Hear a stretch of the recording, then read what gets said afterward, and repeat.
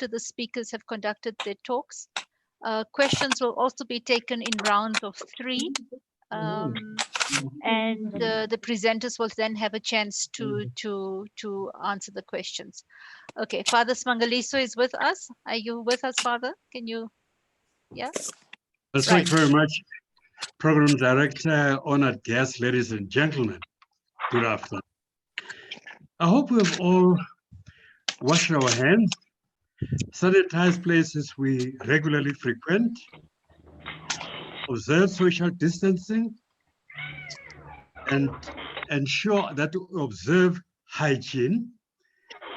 Thank you for that. Now we remember those who have succumbed to the coronavirus, including our frontline health workers, and we wish all those already infected a speedy recovery. Your co-hosts of today's seminar are the Commission for the Promotion and Protection of Rights of Cultural, Religious, and Linguistic Communities in partnership with the Moral Regeneration Movement. Decided to provide a forum for the people of South Africa to boost the ongoing reflection on nation building or reconstruction. A very complex and open-ended enterprise indeed. We agree that July month was most appropriate for this exercise. It is a time during which the country and the world at large honor and celebrate Madiba's contribution to the world. July month is a time when the Moral Regeneration Movement highlights its special focus on the urgency of moral, ethical reconstruction of our nation. It is a recognition of Madiba's inspiration in the birth of the MRM.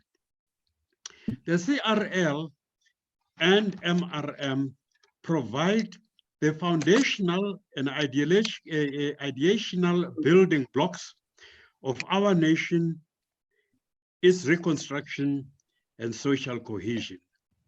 They share most of the values contained in the Charter of Positive Values. We therefore chose as our theme for today, the role of law in nation building.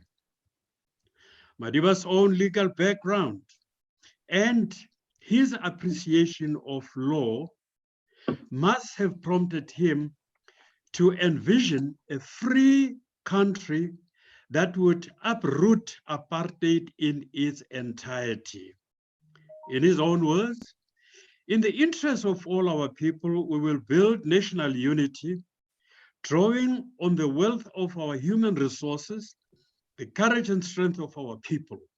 We want to build a nation free from hunger, disease, and poverty, free from ignorance, homelessness, and humiliation, a country in which there is peace, security, and jobs, unquote. The challenge facing us all, ladies and gentlemen, was how this ideal could be achieved in the face of daily murders, crime, gender-based violence, systemic corruption, materialism, breakdown of moral values, thieving with impunity, all alarming disregard for the law. Whilst we have very enlightened and progressive laws, lack of selective enforcement thereof appears to be our Achilles heel.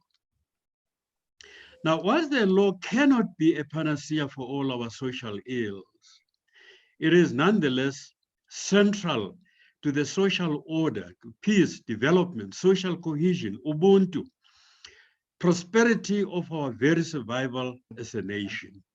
Law is right in the center. Today's discussion, ladies and gentlemen, led by some of our best brains in the country, will kickstart an engagement which we hope to continue over the coming months. We may be in a crisis, yes, we are, but thanks to COVID-19, but it is not all gloom and doom and gloom. Milton Friedman made an interesting observation. He says, only a crisis, actual or perceived, produces real change. When that crisis occurs, the actions that are taken depend on the ideas that, in his own words, are lying around. We too, however modestly, we hope to contribute to the ideas that are lying around in order to shape the post-pandemic society. My colleague, Dr. Musoma, will comment further on the way forward. Thank you for your attention, ladies and gentlemen. We look forward to a very, very lively and interesting engagement. Thank you. Thank you very much, Father, for those very enlightening words. And to paraphrase some of your comments and Madiba's comments, words as well, is that the idea of this particular dialogue is essentially to find out how we can build a country of national unity, build an inclusive nation, one where there is peace, security, and employment for everyone. Just to set a few ground rules about the dialogue taking place today and for the way forward is that if you have any questions, please do raise them in the chat room on the screen. It is at the bottom menu there. Questions will be taken at the end of the presentations of the four speakers in rounds of 3. I do have a strict time limit for the presentations, so it is 20 minutes for each speaker. And the media will also get an opportunity at the end of the session in the Q&A session to ask their questions. It is now my privilege to invite Advocate Tembeka Mugaitobi to give his presentation. Let me briefly just read out his very illuminating CV. And Advocate Tembeka is a South African lawyer, public speaker, author, and political activist. He is a member of the South African Law Reform Commission. Mugaitobi has also authored the very important book called The Land is Ours, South Africa's First Black Lawyers and the Birth of Constitutionalism. He holds degrees of BProc, LLB at UNITRA, LLM at Rhodes University, and another LLM at the London School of Economics. He is currently also working with an international legal team that is representing the major opposition political party in Zimbabwe after the deadly elections that took place. In 2019, he became a senior counsel after practicing law as an advocate for nearly 8 years, an enormous achievement in the light of the status typically obtained by very older advocates given the 10 to 15 years minimum requirement for that particular prestigious appointment. So it is our great pleasure to invite and ask Advocate Tembeka to address the gathering. Thank you. Thank you very much. And thank you for the generous introduction. I think it was written in 2018 when, okay. when the Zimbabwean case was still going on. For those who want to know, we were subsequently kicked out of Zimbabwe by the current president. Nevertheless, what I want to talk about are basically two themes. The first is just to situate Mandela as a lawyer, Nelson Mandela as a lawyer, and then to look at his contribution as president in relation to notions of the rule of law and notions of justice, but not neutral justice, but transformative justice. So to recap on the history, we encounter Mandela as a student at the University of Fort Hare in the early 40s.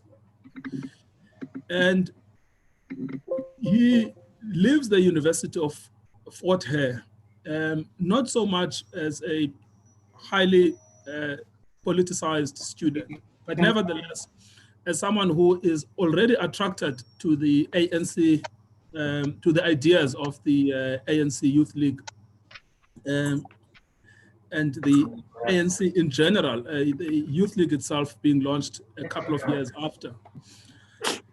And so he is already politicized, but his political views have yet to mature when he leaves the University of Fort Hare. It is really in Johannesburg that Mandela matures as a political activist. At Fort Hare, he had studied for a BA degree. One of the lecturers at Fort Hare was Professor Z.K. Matthews. And Z.K. Matthews himself, was a foremost intellectual in his era, having studied, among others, at Yale University, as well as the London School of Economics, and at Fort Hare teaching native administration, as well as anthropology. In Johannesburg, Mandela enters the University of Wits in 1943. And at that point, he had completed his BA degree, no longer via Fort Hare, but via UNISA. And he enters the University of Wits as one of the very few, I think, in fact, in his LLB class, he may have been the only Black student in 1943. His academic record is not much to write home about. In 1943, he failed all of the 4 modules. In 1944, he passed 4 modules out of 5. In 1946, he passed 3 out of 5. In 1947, he failed the entire module. And the university excluded him from the LLB class. He protested against his exclusion, but nevertheless, from 1947, he had been excluded from Wits University and his LLB class. Mandela would finish his LLB degree only in 1988 at UNISA and no longer at Wits. But by 1952, Mandela joined a law firm to do articles of clerkship. Now, at that stage, for those who are interested, you could still do an articles of clerkship without having completed the LLB degree, unlike the situation now where you cannot enter into a program of articles without having completed the LLB degree. But in the 50s, the system was that you could. So he entered his articles of clerkship with his BA degree because his LLB degree was only completed a couple of months before his release from prison at Winterfester. He worked with an attorney called Lazar Sidelsky, who was not a political lawyer as such, but he did wills, property, magistrates court, a little bit of criminal law.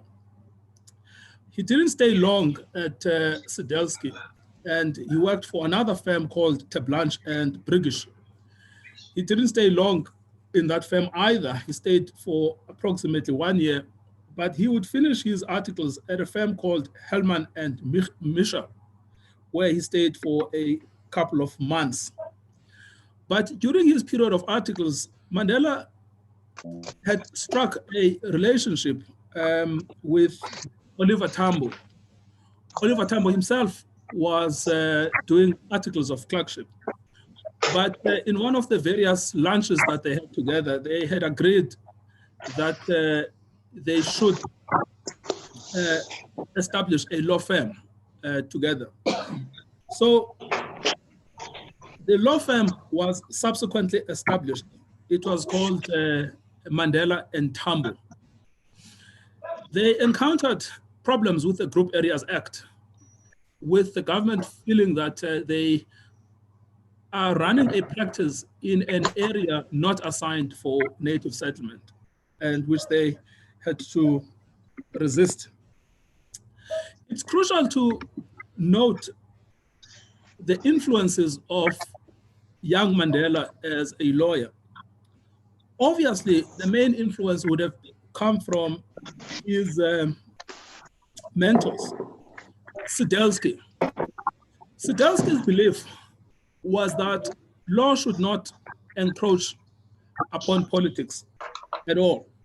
He believed in a strict separation of law and politics.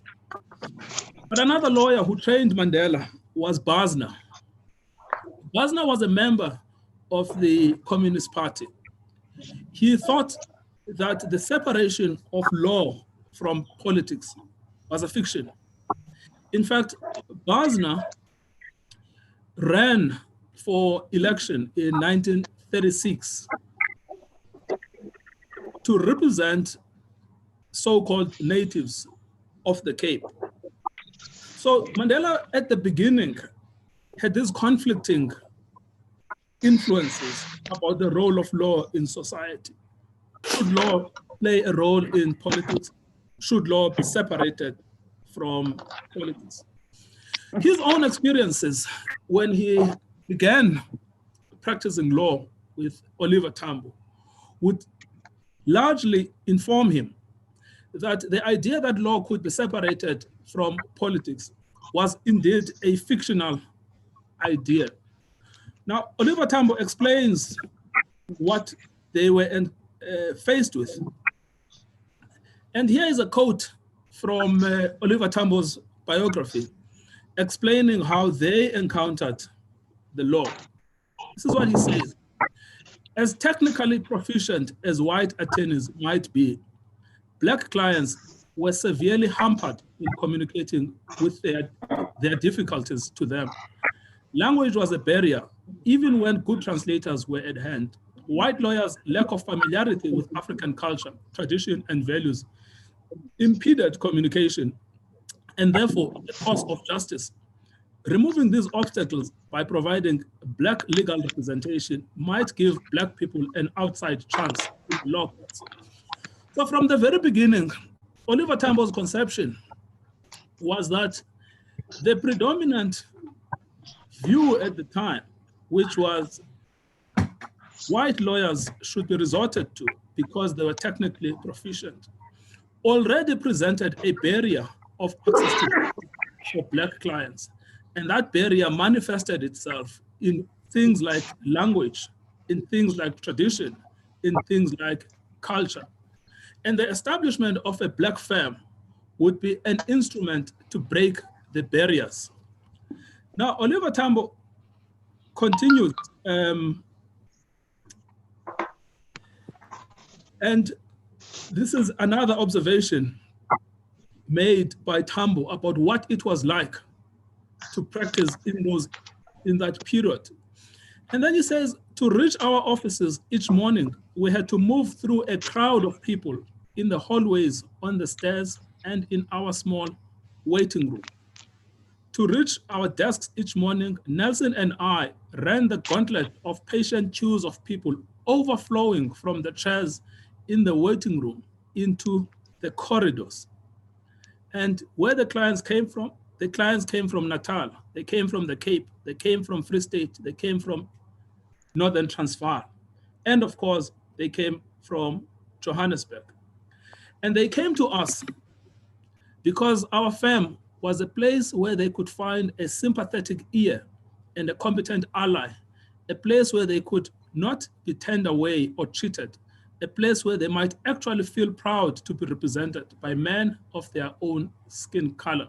So we now encounter Mandela as a fully fledged attorney who understands that law could not entirely be separated from politics, but who also understands that to represent Black clients in an atmosphere of aggressive apartheid, the lawyer needed to show empathy, sometimes even sympathy. But the lawyer's role was to ensure justice. Ensuring justice, not just in a neutral world, but in a world in which white ascendancy and white Afrikaner power was at its strongest. Unfortunately, Tambo and Mandela Although it had a promising start as a law firm, it did not stay for long. Mandela believed increasingly that apartheid could not be fought by law alone. I must repeat this. Mandela believed that apartheid could not be fought by law alone. This, of course, did not mean that law had no role to play in the struggle against apartheid. But looking at law alone was never going to overthrow the system of apartheid. Mandela joined the underground movement. Later, decided to join actually to establish Umkhonto weSizwe. He became a fugitive from justice. He was a wanted man.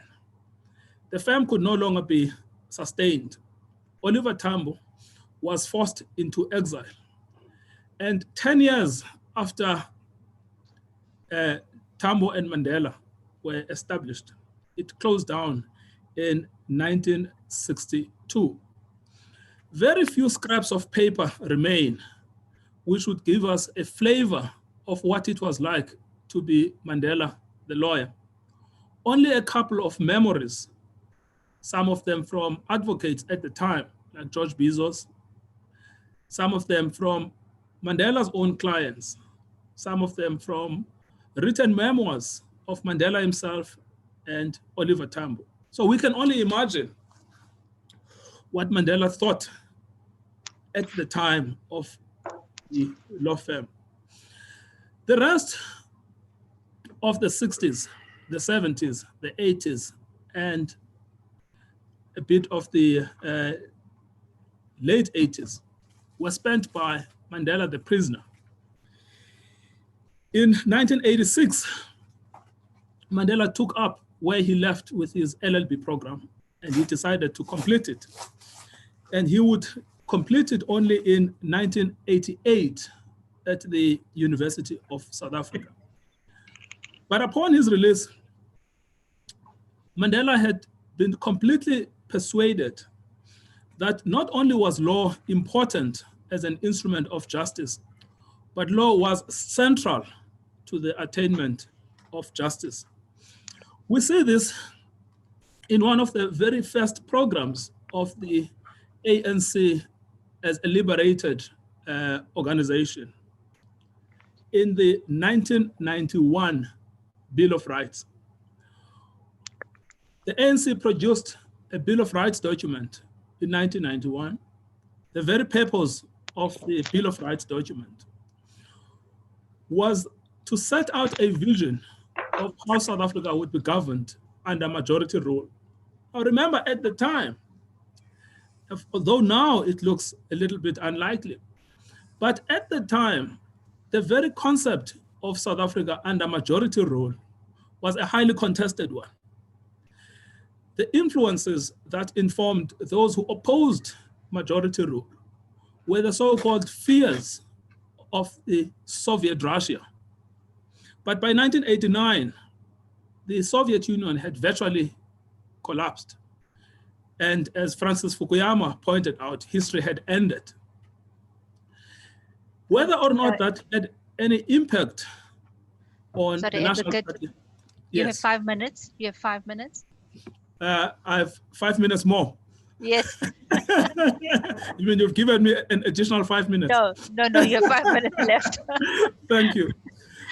We don't know whether or not the collapse of the Soviet Russia had an impact in the way in which the National Party organized itself, but the situation rapidly moved towards a negotiated outcome. Right at the beginning, the ANC produced its Bill of Rights. Here is a crucial point about the Bill of Rights. The Bill of Rights was a true ANC document, right? In the sense that the ANC was drawing upon its own history and commitment to the Bill of Rights. The ANC had produced a Bill of Rights already in 1923 under Pixlika Isaka Seme.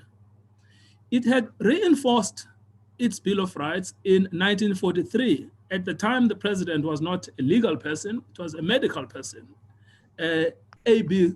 Uma.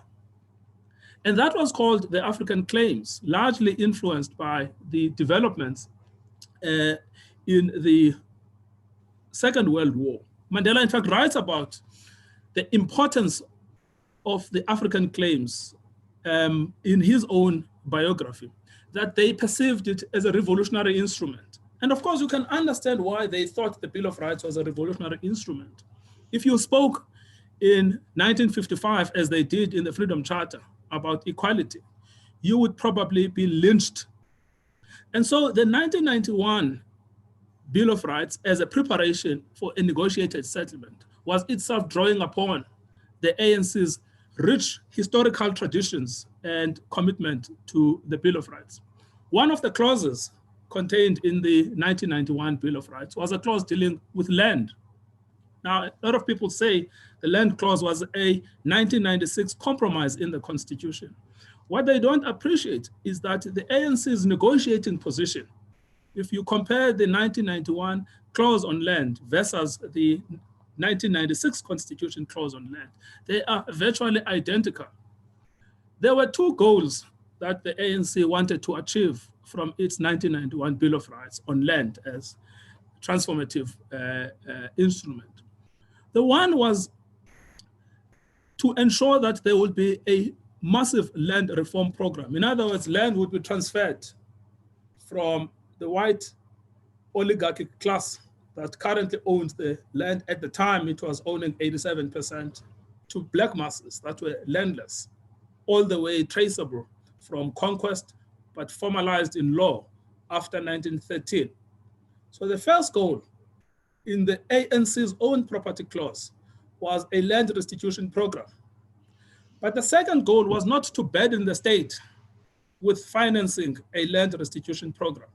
And therefore, the goal was to ensure that the amount that is paid is not a market-related amount, but it is an amount lower than market-related amount. That became a contentious subject during the World Trade Center negotiations, during CODESA. But ultimately, the ANC got its way. It achieved its own strategic negotiation desired outcomes. It achieved the idea of inserting a land restitution program as a constitutional right. It's one of the things we often forget in South Africa, that one of Mandela's achievements was to insert the right to restitution of land in the Bill of Rights.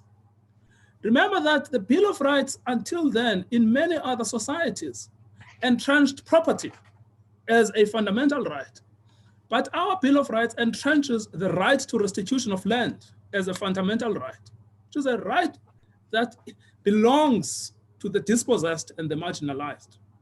And the second goal that they had at the time of the negotiation was, when restitution is undertaken, the current owners or occupiers of land would not be entitled to the so-called market-based compensation. Right? We are now dealing with Mandela, the president. We can see his transformation from lawyer to prisoner, back again to activist and negotiator, and now to president. We see one of the major achievements being the installation of the right of restitution in the Bill of Rights. One of the laws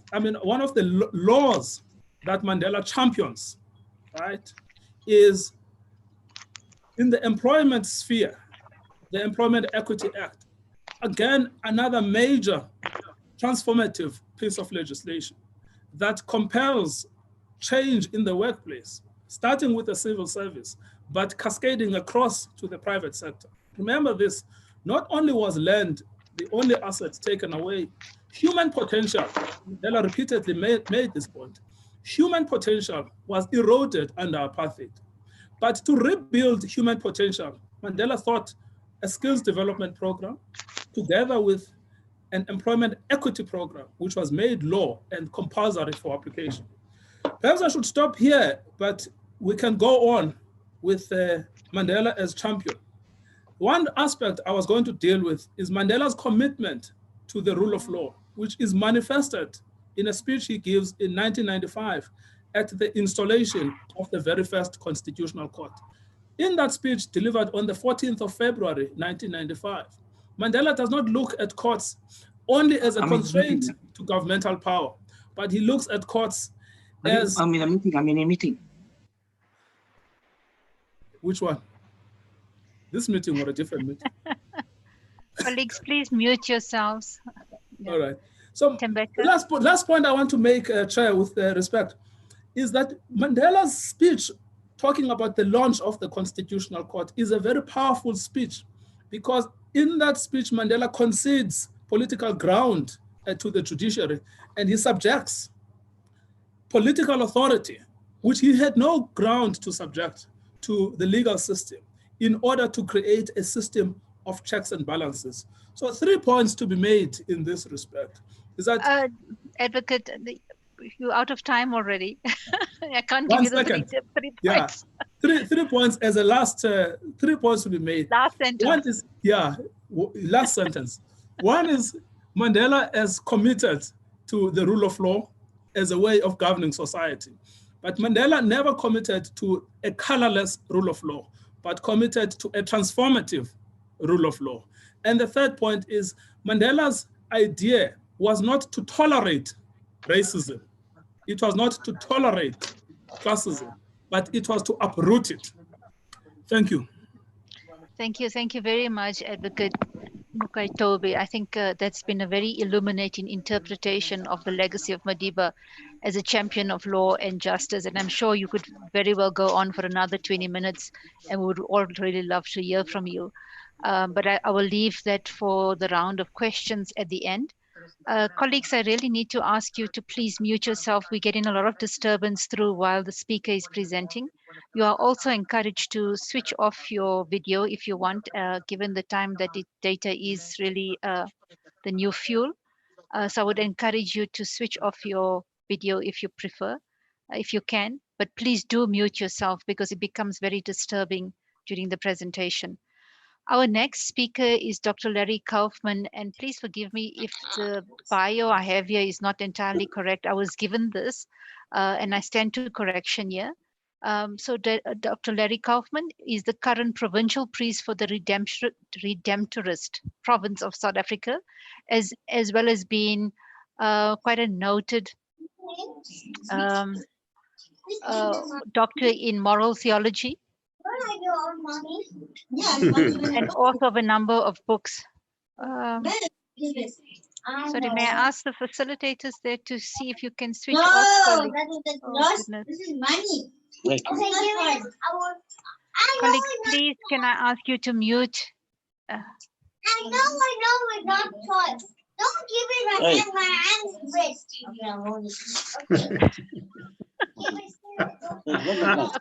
Dr. Kaufman, you're going to have to speak louder than that, above the noise, and we look forward to listening to the role of values in reconstructing the national ethos. I guess this brings quite home to us how we are working under COVID conditions, where we have our families with us, and often, the blur between work-life balance goes out the door.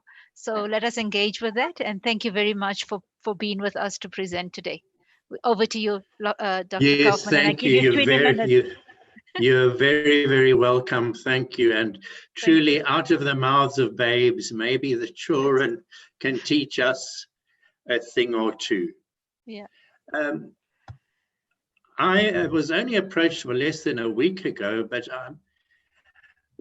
Mangaliso pointed out that my father was a lawyer who had prepared the ground for lawyers for human rights when he was afflicted by a stroke, and he was succeeded then by Brian Curran, who eventually did establish lawyers for human rights. So I grew up in a legal household and have the greatest respect for the role of law in shaping and holding society together.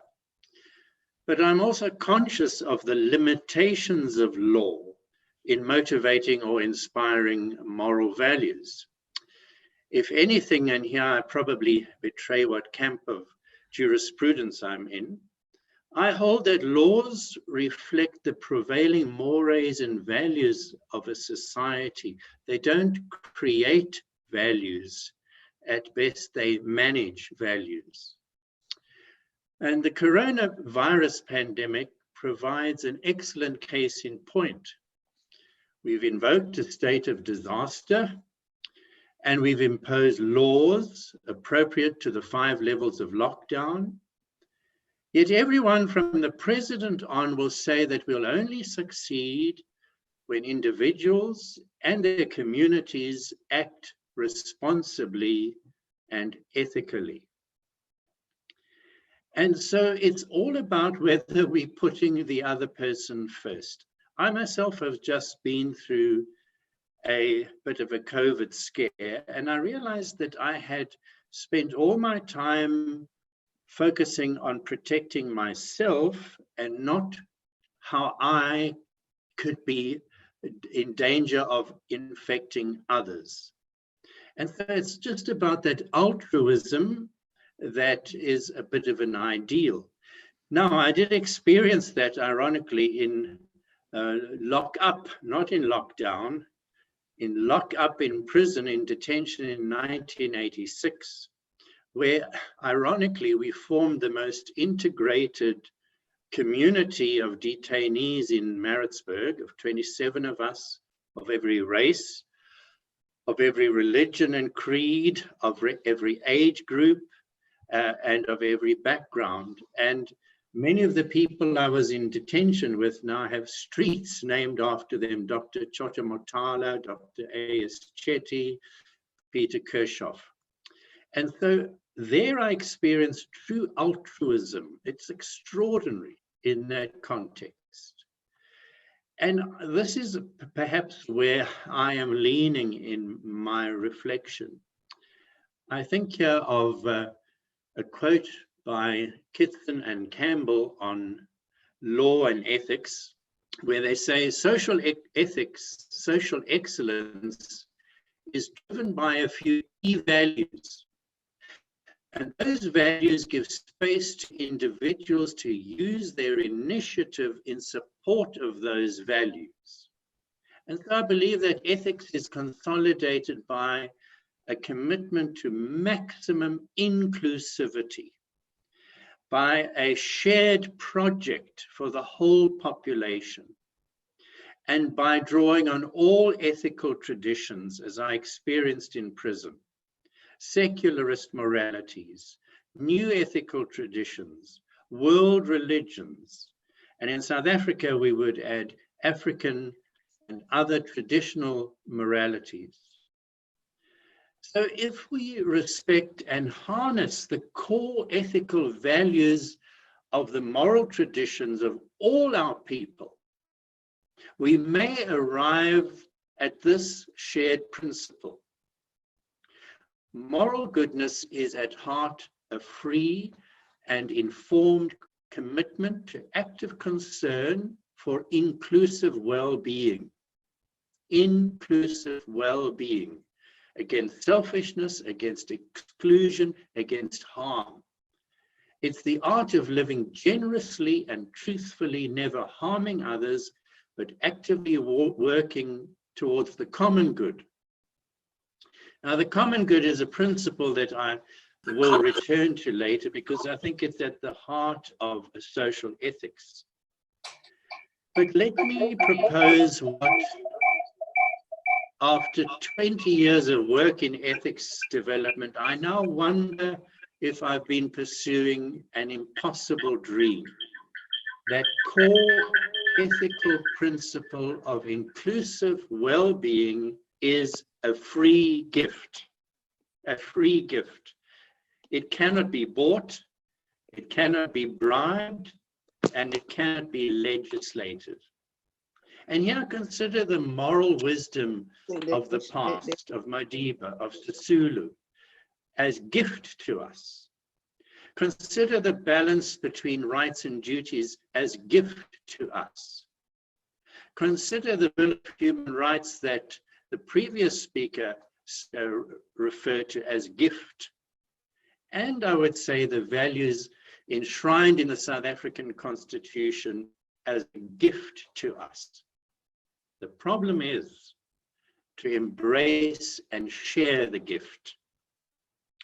Now, the preamble to our Constitution is unashamed in its affirmation of moral values: justice, honor, respect, unity and diversity, healing, and improvement of the quality of life. And the next following chapters, you'll find moral values peppered throughout all of these constitutional principles: human dignity, non-racialism, non-sexism, the rule of law, and so on. Ethics is about values, and for the social beings that we are, they're about shared values. What else is our Constitution but the gathering together of a vast array of ideals and values and hopes and dreams of all the people of this country? The history has yet to be written in an authoritative form of how all of that was garnered into the Constitution. And this touches on my advocacy of the common good. This is a broad umbrella term going back to the Greek philosopher Aristotle, representing the shared values and resources of political association. It's the sum total of the conditions of social living, where we human beings are enabled more fully and more readily to achieve our full potential. The ongoing challenge within South Africa is to respond to the diverse needs of all its people. It's related to the question of the common good. One of the problems is to find values held in common by conflicting parties. And here perhaps I would use the mimetic approach, that perhaps the sharing of desires expressed in our Constitution are a valuable starting point: shared desires. And if we are lucky, perhaps the experience of the coronavirus will point us again in that direction. It has relentlessly thrown itself at all of humankind. It has not discriminated between race, class, gender, or creed. Yet it has certainly in South Africa exposed the fault lines of massive economic and social injustice. It has exposed a broken and unfair healthcare system just a bit too soon for the reconstruction of that system. But it's also revealed incredible goodwill and extraordinary initiatives of people, many of them young people. And I'm aware of young people taking enormous risks for their fellow South Africans. And so maybe here's an opportunity to reignite the concept of the common good. During this virus, my personal slogan has been, an infection to one is an infection to all. I'm just sorry I didn't have access to the Minister of Health to share with him that motto. An infection to one is an infection to all. If I don't promote your health, then I risk my own. If I value my life, then I must save yours. So to conclude, I send a message to the universe, wherever my lawyer father may be. Yes, Dad, you promoted the law as a reflection of the values of a society. But sorry, old man, I think we've got a lot of work to do to improve and develop those values first. I thank you. Okay, thank you very, very much, Dr. Larry Kaufman, and for giving us those extra minutes as well. You have at least a good 9 minutes to go there. So it will give us time to obviously reflect more deeply on your very important contribution about the role of values, about how we go about finding our moral compass again in South Africa. And I love the use of your words of altruism, the gifts of altruism, of common good, moral wisdom, rights and duties, and moral values. Those are the gifts that were given to us. And how do we begin to reimagine them in a new world and, for humanity going forward? So thank you very, very much for those inspiring words.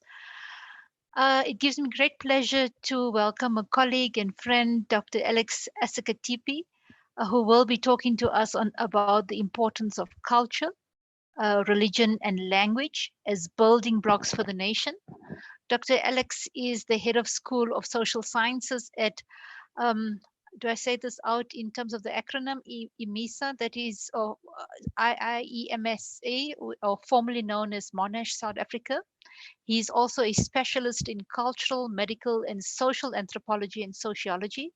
He is a non-resident scholar at Duke University Center for Religions, Spirituality and Health, and that is in North Carolina. He's also an executive board member of the International Sociological Association Research Committee number 15. He has his current research interests include the interface of religion and spirituality, health and social outcomes, African health policy, African indigenous systems, as well as social agents and social processes. It gives me great pleasure to welcome you, Dr. Alex, and your time starts now. Thank you very much, the chairperson, and thank you to the CRL Rights Commission for inviting me over to make this presentation. Very quickly, I'll be discussing on the importance of culture, religion, and language as building blocks for the nation. I will start very quickly by defining what culture, religion, and language are, and then begin to look at the various ways that we can mobilize culture, religion, and language for national growth and development. And then I'll give some recommendations. When we say culture, what exactly do we mean? In my opinion, this is one term that has been grossly misunderstood in Africa because we have constantly and consistently only referred to culture when we talk about our language, when we talk about our dress code, when we talk about our dancing. And so while all these are part of culture, culture goes far much more than that. Culture is a total way of life of a people. It has to do with both the material culture, which include those tangible things that we can touch, such as our houses, our cars, and so on. And then we also have the immaterial or intangible aspect of culture, which has to do with our ideas, our values, morals, and so on and so forth.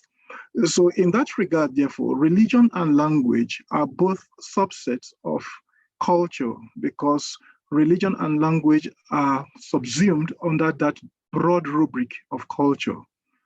But given their importance in human society, as well as in development, we may also regard them, that is religion and language, as independent of culture because they both influence culture just as culture influences religion and language.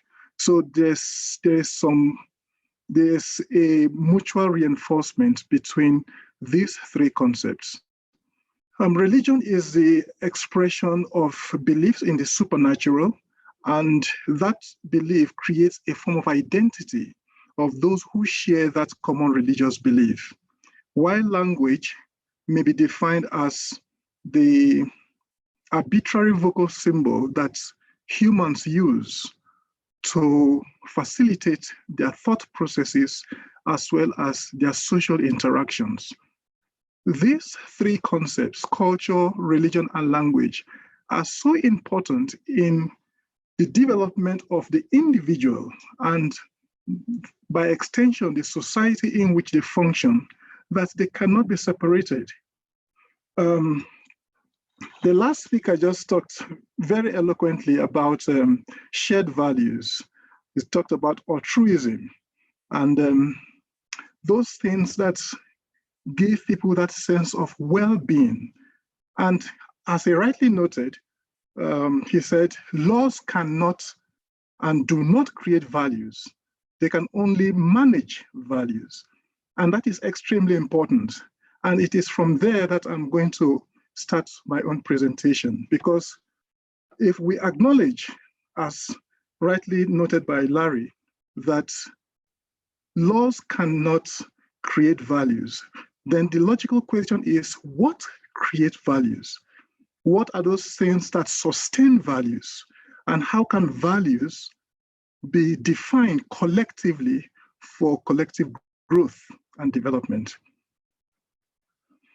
And that is where we come to the central question of, if South Africa has a national culture.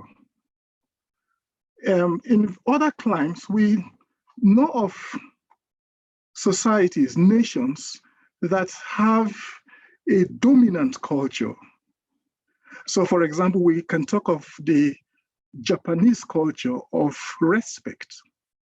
So even in the classroom, in the corporate space, in the restaurant, there is that element of respect, not just because one holds a particular position, but because one belongs to that society of humanity. So that respect is pervasive and it permeates every aspect of the Japanese culture. We can also talk about the German culture. Amongst other things, one major thing the German society is known for is its discipline. The discipline that pervades every aspect of the German life, be it in the military, be it in government, be it in research. They are known for their discipline. And in Singapore, they have developed a culture of knowledge, of education, of schooling that makes them to be well known and respected in the world. So within that framework, we ask the question, does South Africa have a national culture? Now, this must be separated from indigenous cultures, where there is no society that does not have a culture, because it is within the cultural framework that a society is sustained. But what type of national culture does the South African society portray as a nation? I have searched and I reflect on this as I conduct my research. There seems to be no one cohesive, positive cultural value that we can promote to say this is the South African culture. I dare to say, and sadly, that what seems to be evolving is nothing but a culture of violence. That seems to be one of the major things that South Africa is known for. Of course, it has its own historical antecedent. It has its own historical influence. But even today in the 21st century, we have this in so many ways. And we can give examples in modern times how violence seems to be the order of the day. So violence dictates in settling political scores, as we see repeatedly in KZN. Violence is used to achieve economic goals, as we see with various aspects of corruptions that are reported in the news. We also have, in the aspect of religion, sadly, the independent Pentecostal Holiness Church, how violence has been used to settle scores. So these various aspects demonstrate for me how violence is evolving to become a national culture. But as we know, this is destructive. And as a society, we must begin to be worried. What has bred this culture? How can we begin to stem it in developing to become the broad framework that defines the society? And thirdly, how can we replace that trend with a positive cultural value? And that is where I think religion, culture, and language come in. When I want to draw some differences between South African culture and by extension African culture and Western culture. While the African culture or the South African culture is more spiritual in nature, and I put that in inverted commas, the Western culture is materialistic in nature. Now, therefore, there is this dichotomy, but within this dichotomy, we also know that for the Western culture, there is a separation between spiritualism, or that which appeals to the supernatural, and materialism. Both don't go together. In the case of South Africa, there seems to be a fusion between religion, spirituality, as well as materialism and the attainment of wellness and peace.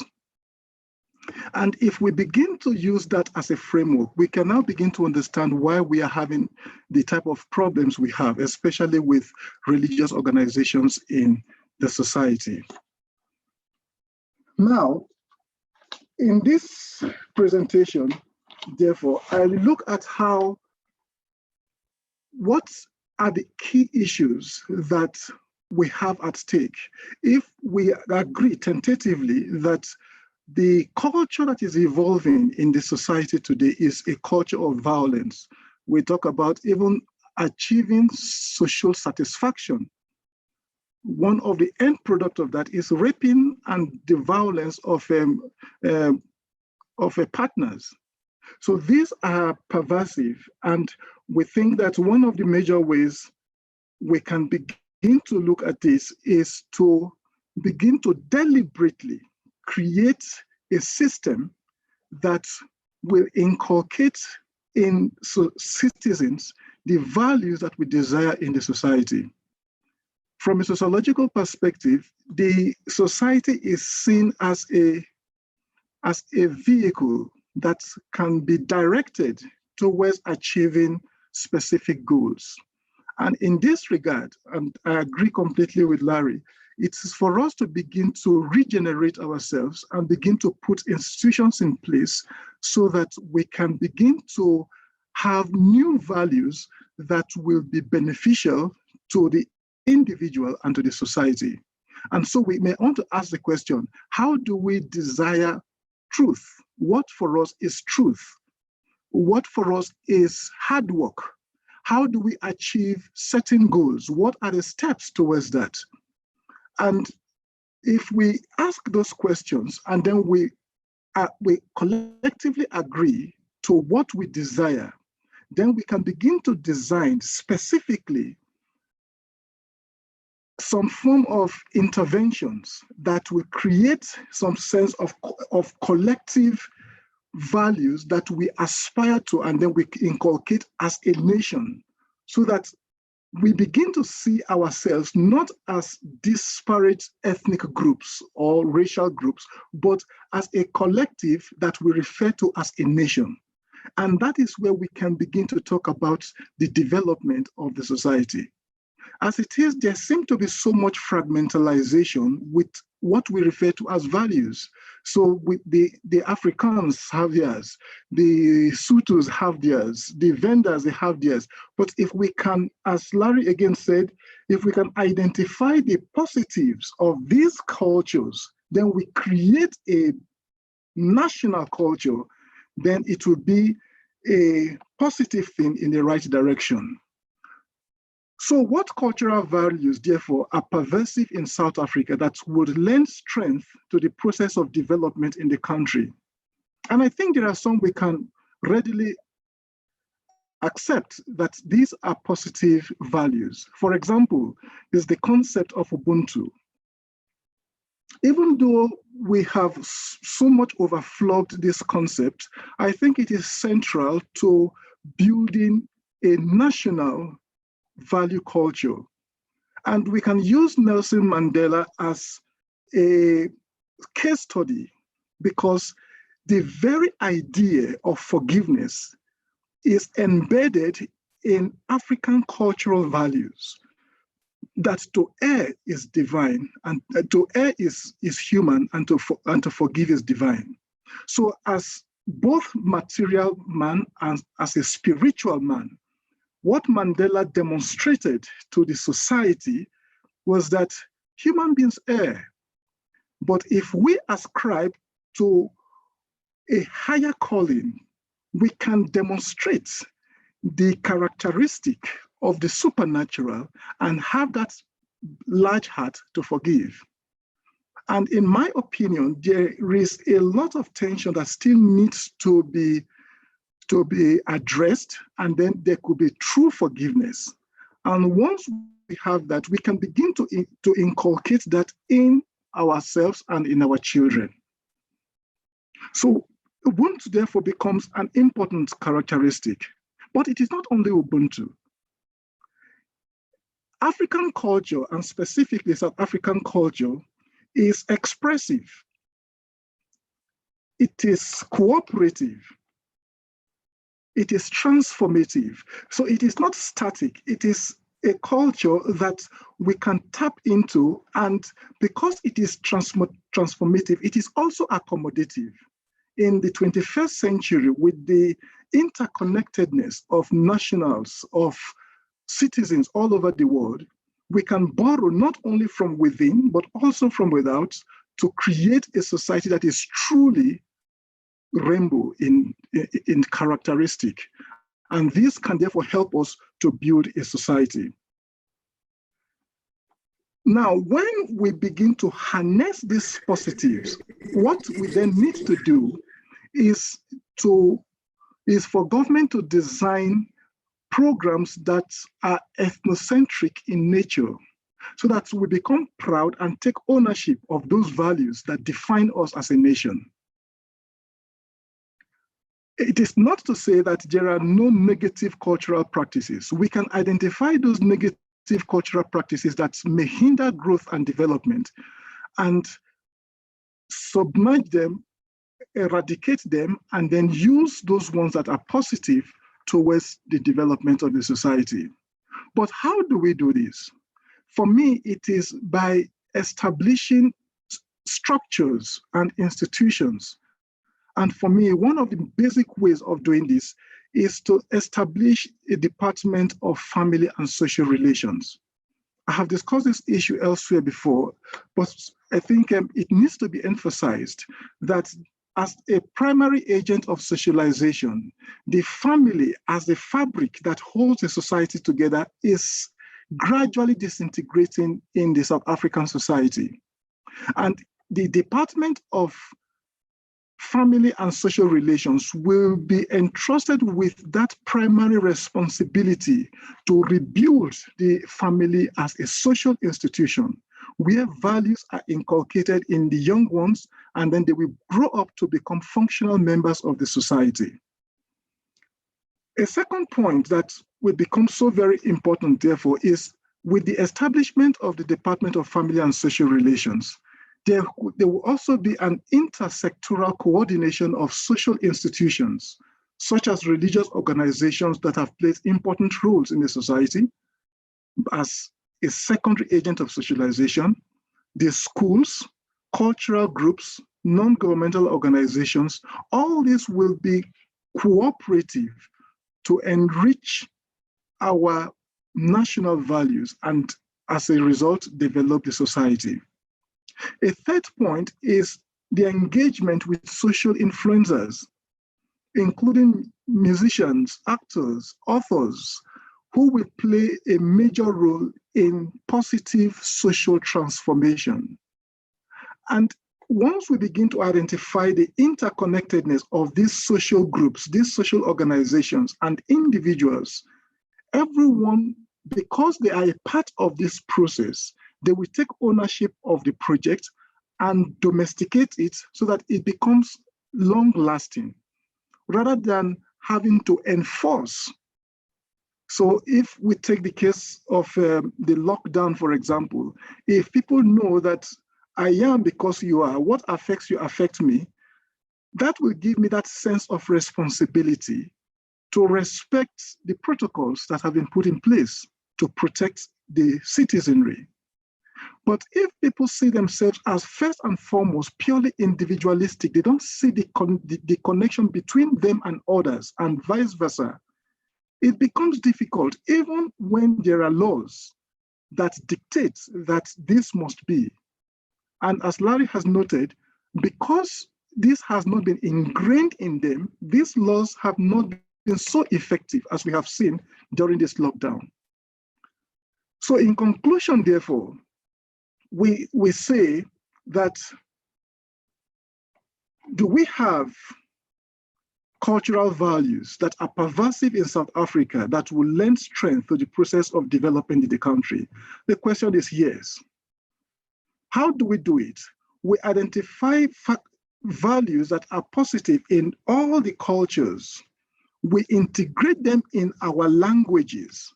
We domesticate them, we harness them in our languages, and as we begin to express them in various forms, through writings, through drama, through schools, we begin to inculcate gradually but surely these values in the lives of citizens. And then they become part and parcel of the lives of the citizens. And therefore, we begin to create a national cultural value that will be used for development and transformation. And so we say, how do we go about it? We say the government will need to consider setting up a Department of Family and Social Affairs that will be primarily responsible in crafting these ideas so that it becomes a reality. Thank you very much. Thank you very much, Dr. Ellis Esekatipi. I think that was a very powerful build-up from Dr. Larry Kaufman's foundation of looking at the role of values.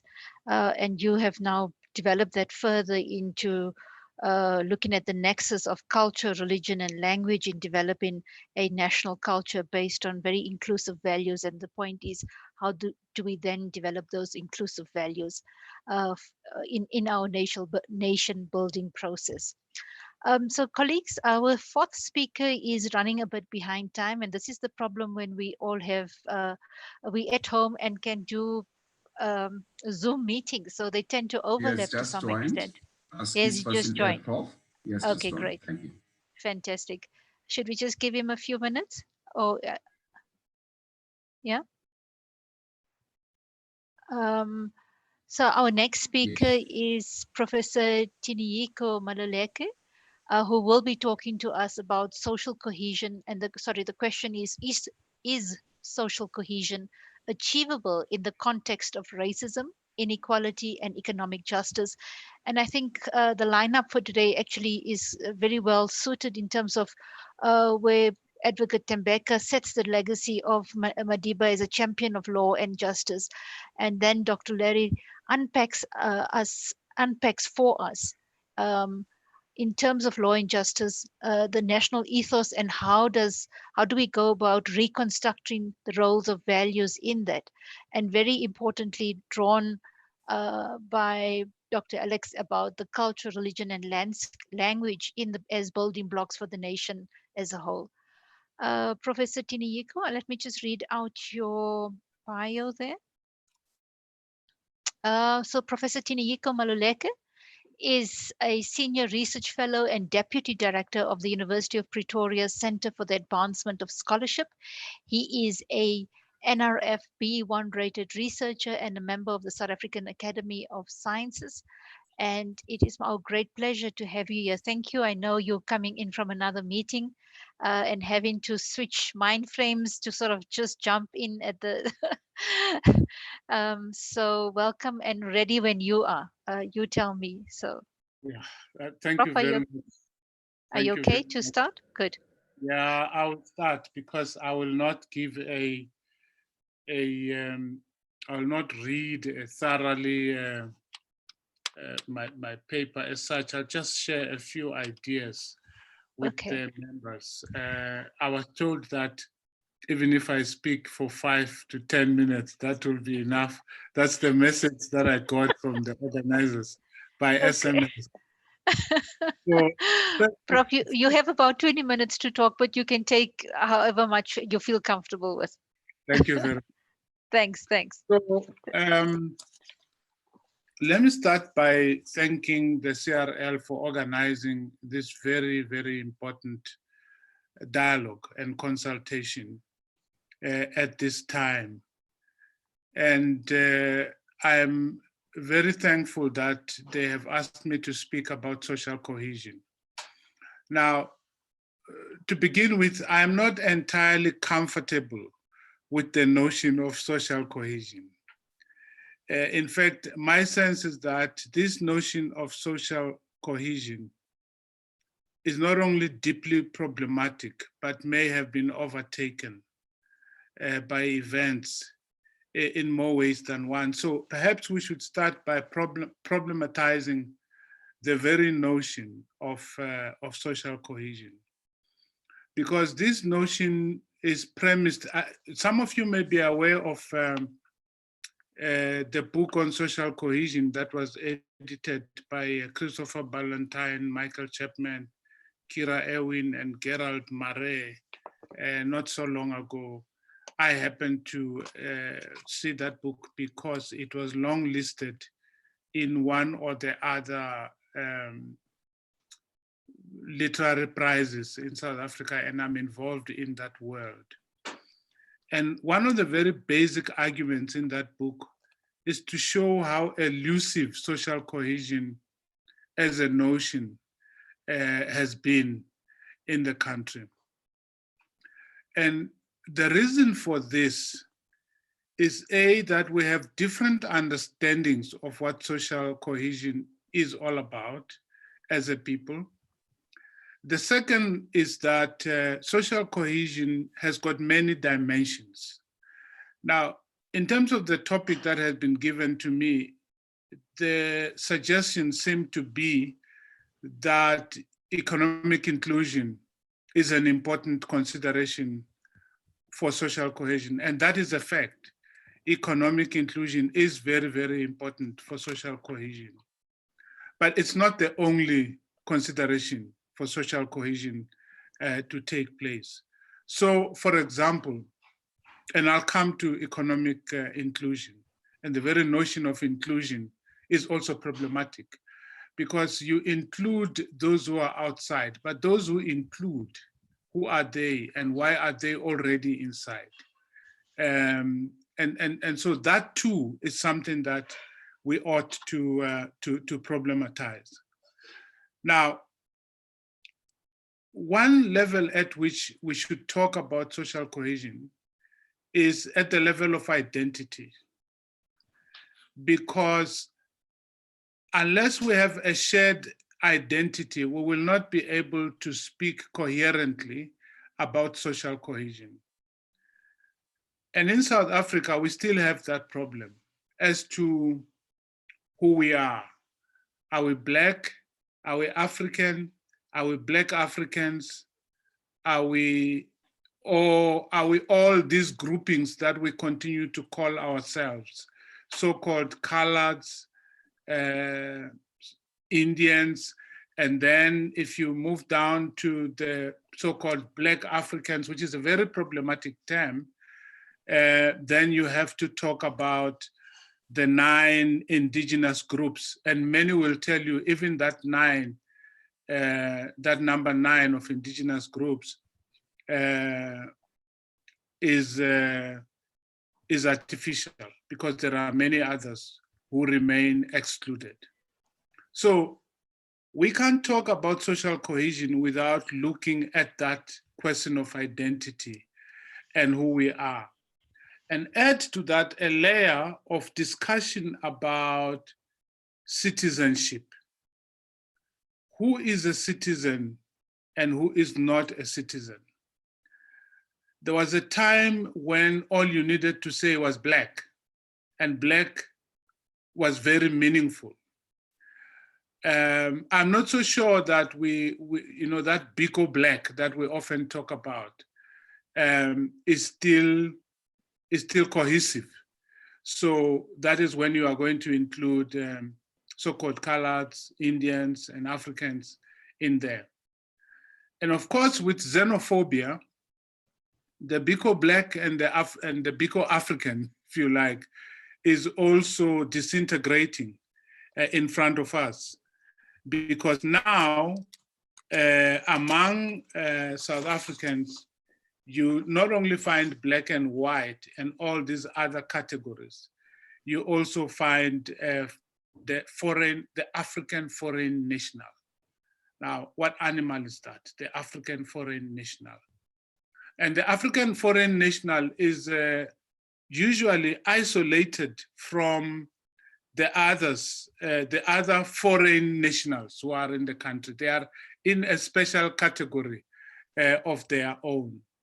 Now, all these issues, including issues of gender, because social cohesion can't just be between the groups that I have mentioned now, it's also between men and women.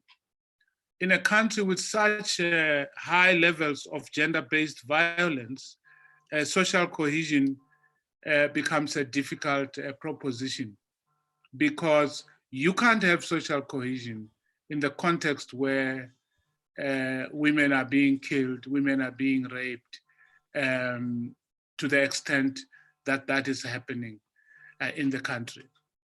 So that whole level of identity is one that we need to come to discuss, to have conversations about if we're going to talk about social cohesion. Now, the other level, of course, is that is the economic one, which is what I have really been asked to come and speak about. Many of you will be aware of the pictures that Johnny Miller takes. He was based in Cape Town. He calls the set of pictures that he takes unequal spaces. And if you were to look at some, and he takes pictures not only in South Africa, he uses drones to take these high level pictures. And he takes them all over the world now, all over Africa. The pictures reveal nothing that is new, but as they say, a picture speaks much more than any number of words can do. So there is a picture that he has of Blaubossrand and Kaya Sands in Johannesburg, side by side, just a street that separates them. The one side is a suburb, which is like first world suburb. The other side is a squatter camp where houses and people are really living on top of one another in the same vicinity, just across the road. You can throw a stone and it falls on the other side. And that is the absence of social cohesion for you, graphically displayed. He also has several pictures of Imzamoyetu in Cape Town, contrasted to the suburb next to it, and the suburb in Stellenbosch, contrasted to the black area in Stellenbosch, contrasted with the suburb that is next to it. The golf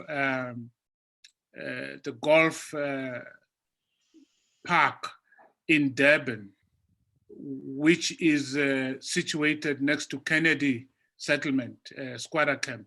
In fact, some of the golf balls fall onto the roofs of the squatter camps when the golfers are playing. And then you can see the same reality in Nairobi, where you go to Kibera, poverty as you have never seen in that squatter camp in Nairobi. Go to Egypt, a city of the dead, and a similar squatter camp in Kampala. And he shows how in our context, not just in our country, but in our continent, poverty and wealth live side by side in such a way that, in a sense, we should replace the word cohesion with coercion. So what you have is not social cohesion. What you have is social coercion, where people are being coerced to accept a reality that is in their face, day in and day out, a reality that says you are less than the people on the other side of the street, not just the people, not people who are too far away from you. You are less than them. You don't have water, just across the street there is water. You don't have food, just across the street there is food. Now, how on earth do we expect to have social cohesion as long as we have these situations which Johnny Miller paints so graphically for us? There are other ways in which we lack social cohesion, and I'm just touching on the big points that I had prepared here. If you look at the level of languages and the whole notion of diversity and how unsettling that notion is. So we are supposed to celebrate diversity. We are supposed to be a rainbow nation. At what stage do these enclaves that we wish to celebrate become prisons? At what stage is diversity a disadvantage and not an advantage? So is diversity to be celebrated in a manner that suggests that the blacks must remain black, the whites must remain white, the Indians must remain Indians, the poor must remain poor, the Zulu must remain Zulu, and so on. So this whole idea of diversity, which we wish to celebrate, is one that we ought to destabilize and disrupt and deconstruct in a way, if social cohesion is to happen. There's something that I'm passionate about, for example, which is the question of indigenous knowledge, indigenous knowledges, and also indigenous language. Can you hear me? Yes, yes. Okay, I had someone shout. I heard that too, yeah. Yes. So, for example, how can we have social cohesion in a country that privileges certain types of knowledge above others, in a country that subjugates many, many different types of knowledges, except in September, when we wake up to so-called heritage, and we dress up and we perform and we sing and we do something for a month and then it's gone. So social cohesion is not possible when we are not allowing who we really are to be part of our daily lives, to be in the school curriculum. And languages are another illustration of this. My prediction is that 50 years from now, maybe 50 is too many, there will be very few people who speak isiZulu, if the younger generation is anything to go by. There will be very few people who speak Sesotho and all the other languages. These languages are slowly dying in our midst, and we are killing those languages. And with those languages, we are killing the knowledges that they carry in them and the wisdoms that they carry. So think about COVID-19 and all the search, the frantic search for a vaccine. Who knows how much knowledge may be hidden among the Khoi and the San knowledge systems, which we have decimated, which might be able to help us deal with this. Who knows how much knowledge is being decimated in the culture of the Swazi and the Zulu and the Tswana, which have become second-class cultures in this country. So for me, social cohesion becomes difficult in a country that does not appreciate all the knowledges that are available to it and tends to choose one or two only. English is really, and Mandarin, I believe, is something that is also coming and we've already adopted.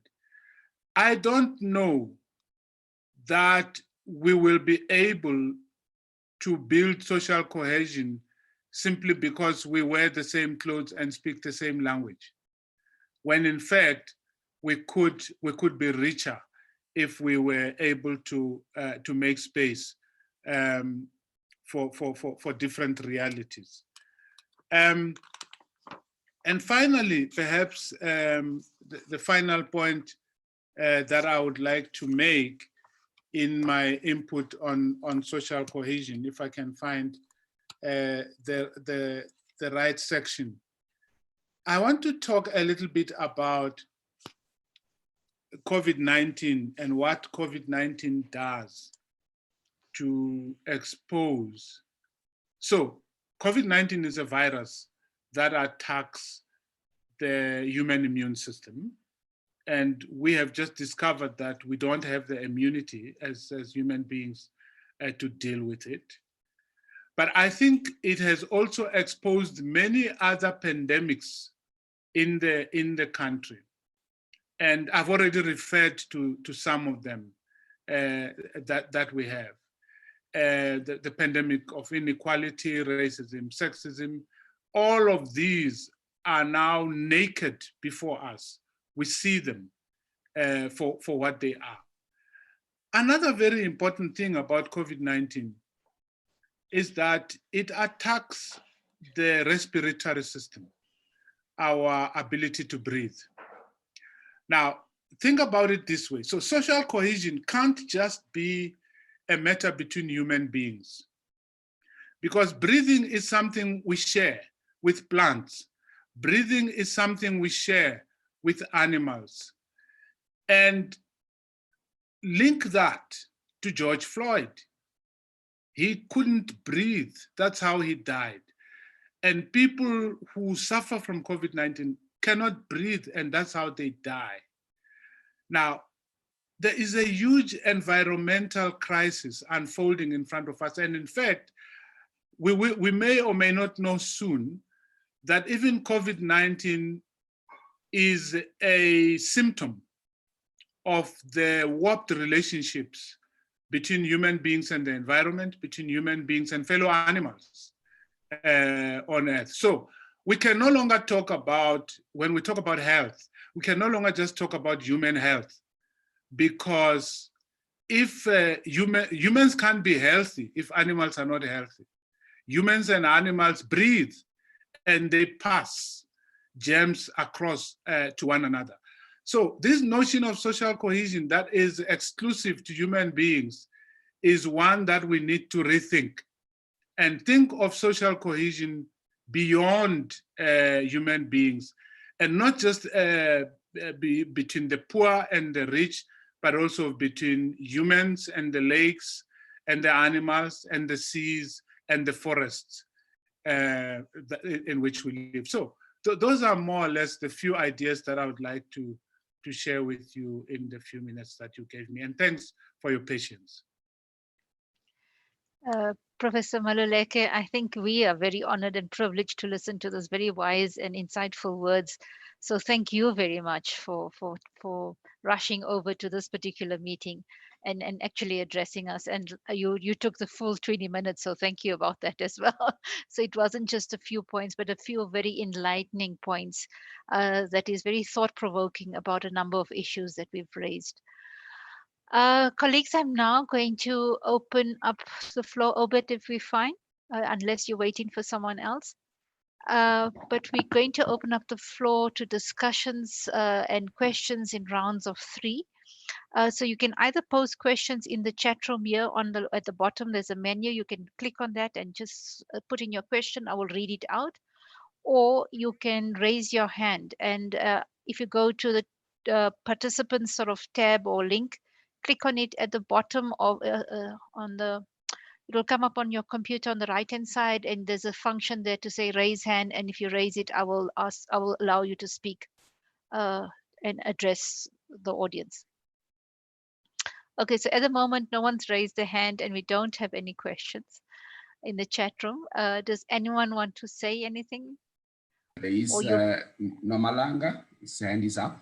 Namalanga, okay, I don't have that on mine. So have you got it? Oh, yeah. Okay, there we are. Namalanga? Okay, good afternoon to everyone. Mine is about the very same law that we want to use in nation building. I'm not in support of that because I'm of the view that we are still using the Roman Dutch law, and yet we want to move into a position of, or in the spirit of Ubuntu. How can we do that? Because we need to first decolonize the very same law so that we can perhaps recreate what has been lost. I hear Professor Maluleke is talking about linguicides, the killing of indigenous people's languages. And I think he's also talking about epistemicides, which is the killing of indigenous people's knowledges. All that, how can it happen when we are still stuck in social cohesion or nation building, using the same system of the empire? If we want to see change and do things differently, we have to change the way we think. You still have the same people that put you in power that you are criticizing today. So there's a lot that needs to be changed, that needs to be changed. So that's my little input at the moment. I was struggling to write this whole thing here. Yeah. Thanks, Namalanga. Let's just go to Emma as well. Emma? If you can unmute.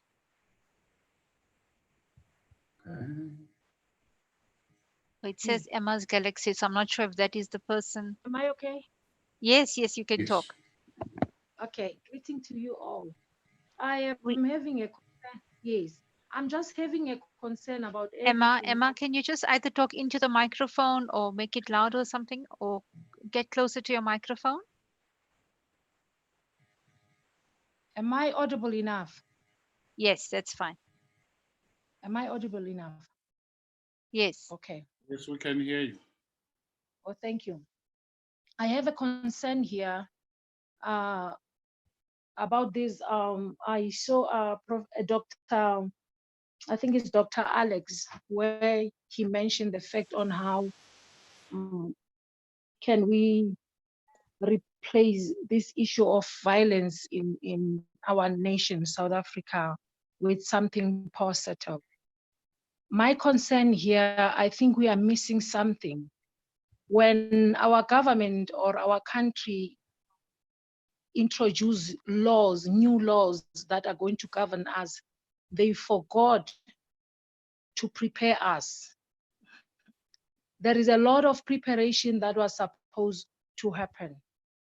Now the problem is we are not prepared and things keeps on happening. Immorality is growing, and there are so many sectors that are dealing with handling the issue of immorality in our country, churches included, but we cannot find the solution to the matter. I was checking something here. I realized that many organizations are not proactive. They wait for a problem and there will be an organization that is formed to sort out that problem out. So what I've realized here, instead of our country to deal with these issues holistically, they are separating, like in the issue of GBV, whereby the victims have been taken care of and then the perpetrators are left out of the matter. And yet, if we are addressing social ills, if we want to address all these things, we need to address the family holistically, so that we even need to understand what is the cause or what is the root cause of the matter in everything that we are doing. So I'm trying to say, even some of the organizations that are dealing on daily basis with the matters or with this with society are left out when issues are dealt with, especially when I'm speaking on behalf of the churches, where we are represented, but we cannot see whether they recognize what the churches are doing to build the morale of our society. Thank you very much, Emma. I don't see another hand and there isn't a question there. Okay, Katla, yeah, you can go. I think you need to unmute yourself. Just unmute your, yeah. Thanks. Pleasure. Thank you so much again.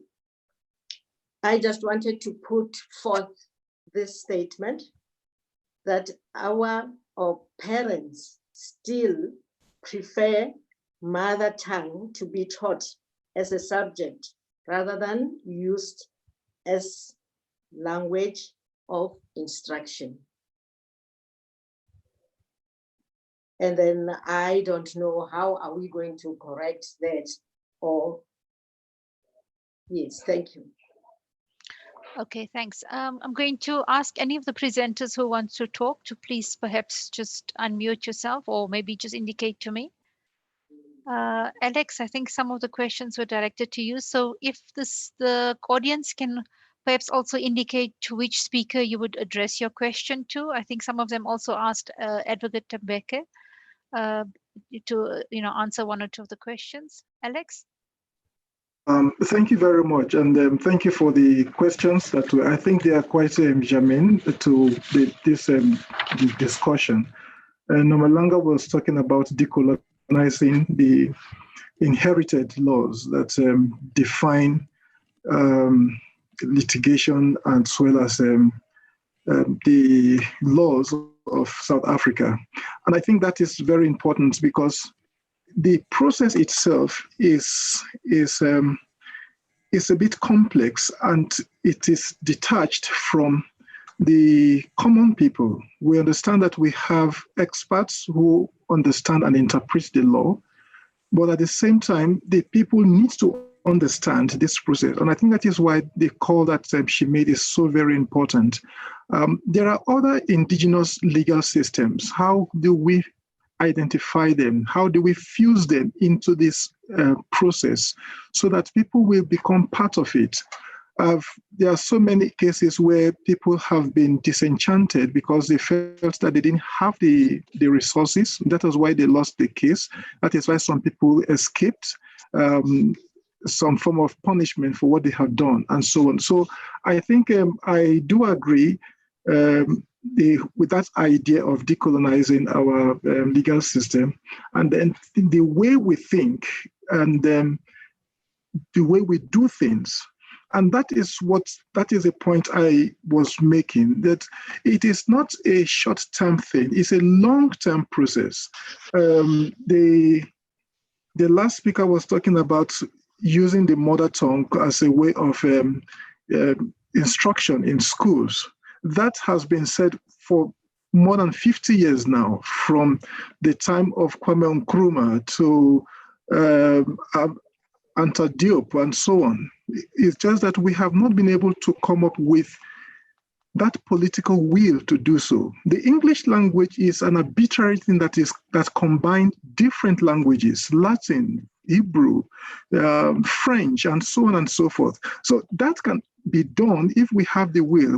If we are going to have this as a project that in the next 30 years, we want to have a language that is truly indigenous and inclusive, we can invite the linguists, invite the anthropologists and so on, then they can come together and begin to build that database for that mother tongue that can be used nationally as a lingua franca.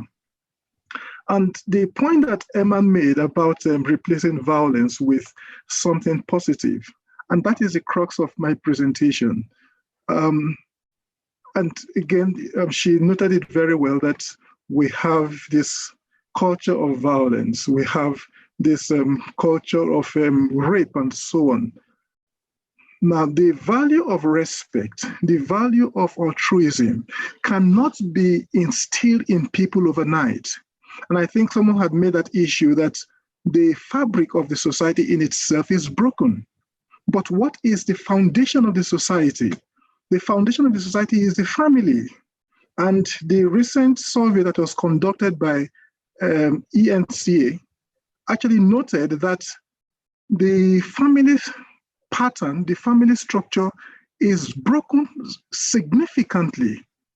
And that is why I still think that there should be an urgent debate to establish the Department of Family and Social Relations. Because if the family system is broken, that primary agent of socialization cannot instill values. Children cannot grow up to become functional members because it is that foundation that other institutions will build on, such as religion, such as schools, such as the media, and so on. So if we have an idea what we want to do, we identify those values, then we begin to inculcate in the youngsters the value for a home, a relationship that is respectable, a relationship that will build, not a relationship that will destroy. In our campus, for example, it is part of our talk. We share ideas, we bring students together so that they discuss their fears when there are issues that are discussed nationally. For example, the killing of those young ladies in Cape Town, in Gauteng, and so on. We also begin to engage them because it is part of our responsibility as higher institution centers to begin to mold them, to shape them. I've heard so many times where young ladies have said that they will not get married. They say they just want to have a child and that is it. Why? It's because of what they see in the society, how the society has become a space where they are no longer safe. But once we begin to assure them that there are so many things that can be done, how to handle relationship, and tell the boys how to appreciate women, then they will begin to have a second thought. And when they have their own children, they can pass on those values. So it's a long-term thing, but individuals themselves cannot just do it.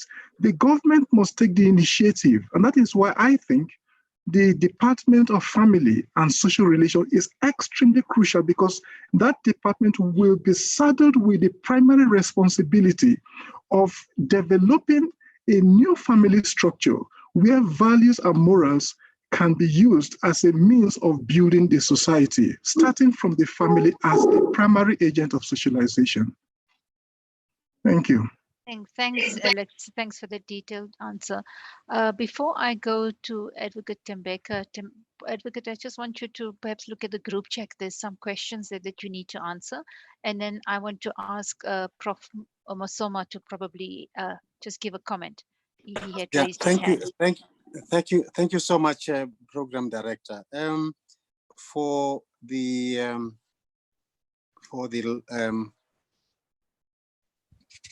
Tembeka Ngokaitobi, I just want to check what you decipher from Mandela's life history and commitment, whether in it you don't see what I would want to call legal activism.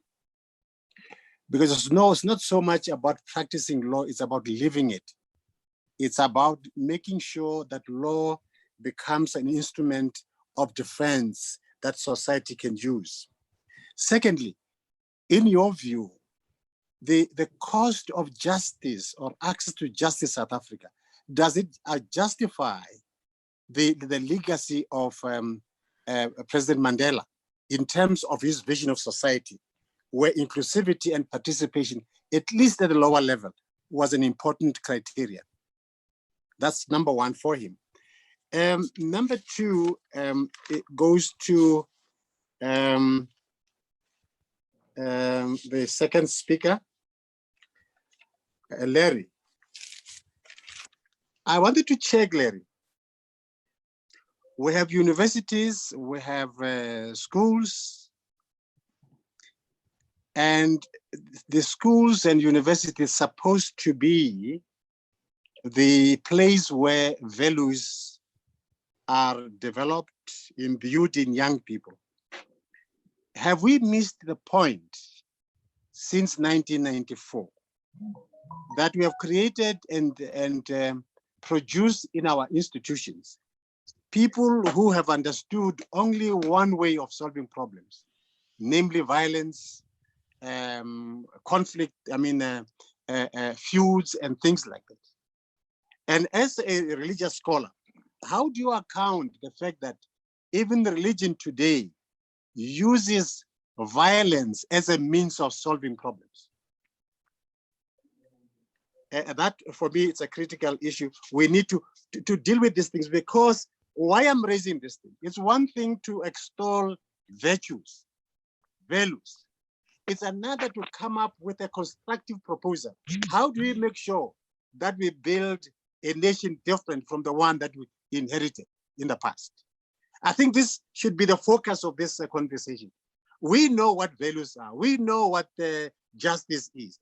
But knowing justice and living justice are two different things.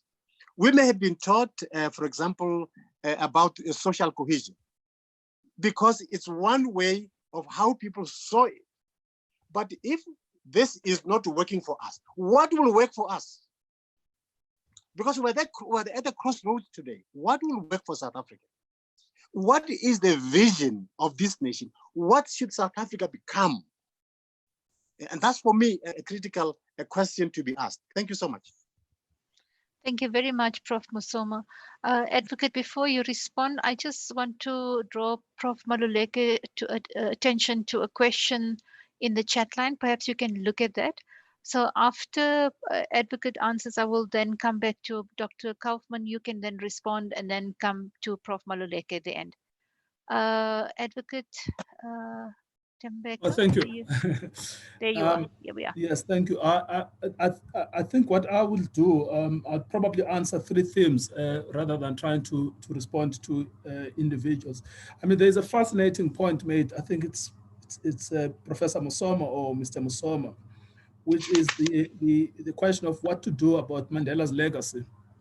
And he splits the question into two. So there's the legacy of Mandela, the legal activist, and then there is also the legacy of Mandela the president, in other words, the constitutional legacies. I mean, both of those are highly contested legacies of Mandela. Let me start with legal activism. So Mandela begins his legal training, like many of us do, drawn into the profession by various interests, and not at the stage he began law, not yet clear whether or not he wanted to use law as an instrument of justice, but attracted to it by various other trappings.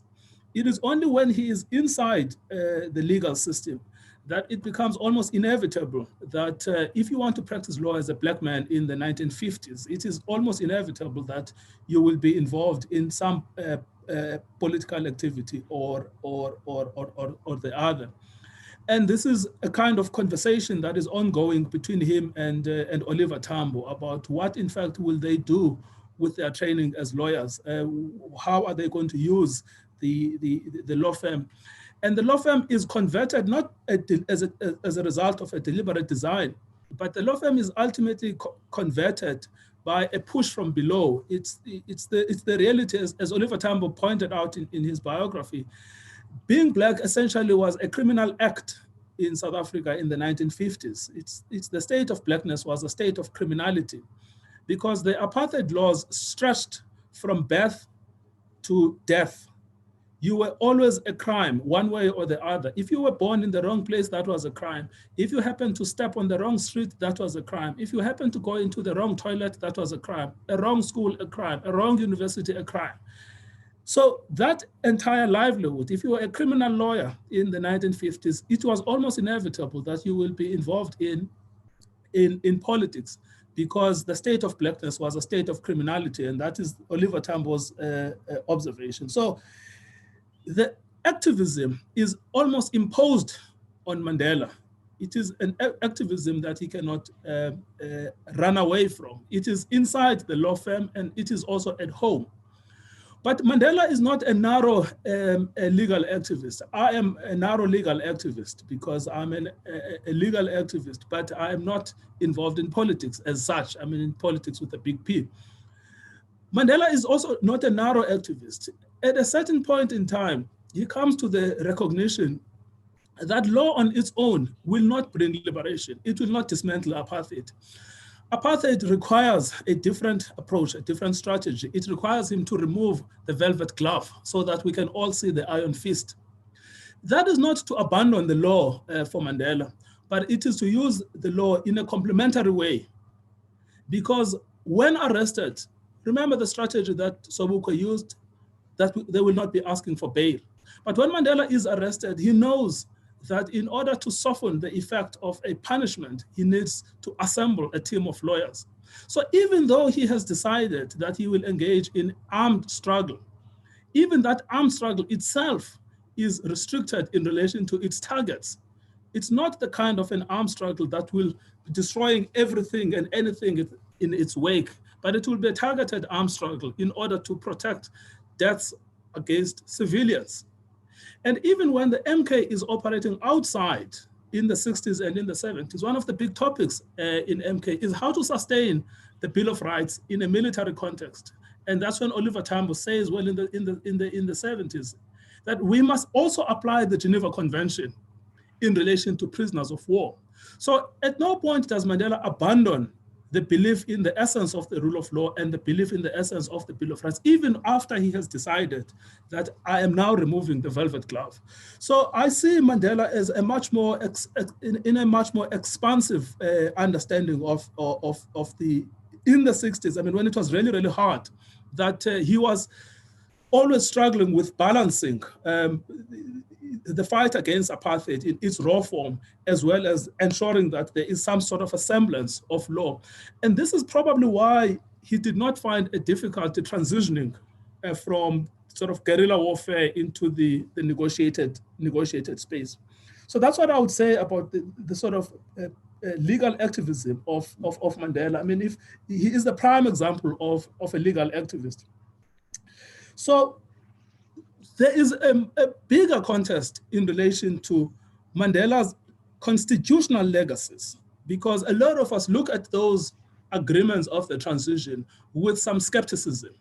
We think that different choices should have been made at the transition. But often it is unclear to me if we were exposed to the same choices that Mandela was exposed to in the transition, if we would have made different choices. And it is also unclear to me if the choices are as constraining as we make them to be. I usually make the example of land and the fact that the ultimate legacy in relation to the property clause was the power of expropriation, which is guaranteed in the Constitution, despite the resistance of the National Party. And I look at 25 years of freedom, where the power has never been used at all. And I look at the fact that shortly after Mandela had struck the deal, if it was a deal, that there would be a power of expropriation. In fact, the government struck an economic deal, which was based on willing seller, willing buyer, which was totally diametrically opposed to the constitutional deal. So something else happened between the legal and the economics. It seems that on the legal side, a radical solution was found, but on the economic side, a neoliberal solution was found. So something else was happening at the same time as Mandela was negotiating the constitution at the World Trade Center, because the expansive transformative vision of the constitution is not transferred into the economic sphere. So that is where I think the constraint really has been. I mean, I agree with Nomalanga's point about, promoting indigenous law. I mean, that again is a puzzling dynamic of the transition. We have a constitution in 3 provisions, 3 different sections, 31, 36, 214, which specifically says that the new society will promote, recognize indigenous law.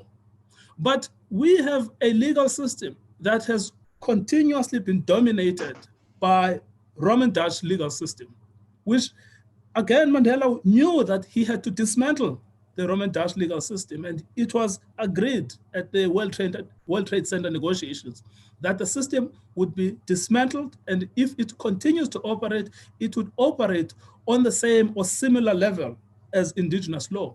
But since then, we've just abandoned our focus on building of indigenous legal systems. Just the last point I want to make, just my own contribution to the topic about where it is right now, a general discussion about where it is right now. I mean, I agree with Professor Maluleke. I do not see this social cohesion coming as it would in the context of economic marginalization. I do not see that there is any prospect that there will be a single society. I do not see that there is a possibility of Ubuntu in the context of economic marginalization. I think we have to go back to the transitional period and fix the problem of economic marginalization. And the point is not about inclusion. The point is about the dismantling of structures that perpetuate exclusion. Thank you. Thank you very much, Advocate. Dr. Kaufman, do you want to come in? And then I will open it up again. Yeah, thank you. But I, I would like to pick up quickly on Tembeka, because I think it's important to have continuity of discourse, of a flow of ideas before I come to the questions from Masoma. But I want to refer to the experience of Rwanda, because there we had a situation of genocide and tribal conflict and all the rest. And I got to know very well a person who worked on the International Criminal Tribunal, Dr. Nicola Palmer at the University College London. And she worked on that tribunal, has published a book since, but the title is very revealing. It's called Courts in Conflict. I don't know if Tembeka knows this book, but it's a play on words, because first of all, the word conflict referred to the conflict situation of Rwanda, and therefore legal systems and courts meeting in a political conflict context. But the other meaning of the title is courts in conflict with each other. And what she showed was the conflict there over the International Criminal Tribunal for Rwanda was the conflict between international law, then the national law of Rwanda, and then traditional or tribal law or cultural laws. And so that's probably the site of struggle that we have to face in this discourse, because it's all very well dismantling Roman Dutch law, but we are still part of an international community. So we still have to find ways to speak the language of international law. We still have to find ways to develop our own national legal system. But that's in turn going to have to draw on the cultural and traditional values that haven't yet been tapped in our jurisprudence. Now, that's my point about where I can come in with Masoma. Where do we tap? How do we tap? How do we somehow harness the value system? He spoke eloquently of the importance of the schools and of tertiary education. But I agree with Alex, it has to start in the family. When I spent a lot of effort, exhausting effort, developing ethics workshops for various groups around the country. At the end of it all, I began to question its value, its effectiveness, because, and I've published an article, can ethics be taught? Can you even begin, even at school level and at university level, when your foundation is completely lacking? So that for me is a problem, and I don't have the answer, I'll be honest.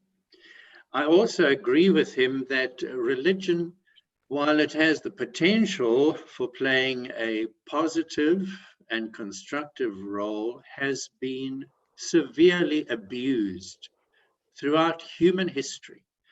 And the only point there I would want to make is that I don't think you can simply label religion as being responsible for violence. It's human beings and their dysfunctional sense of belonging to a religion, leading to a form of fundamentalism that is the real culprit.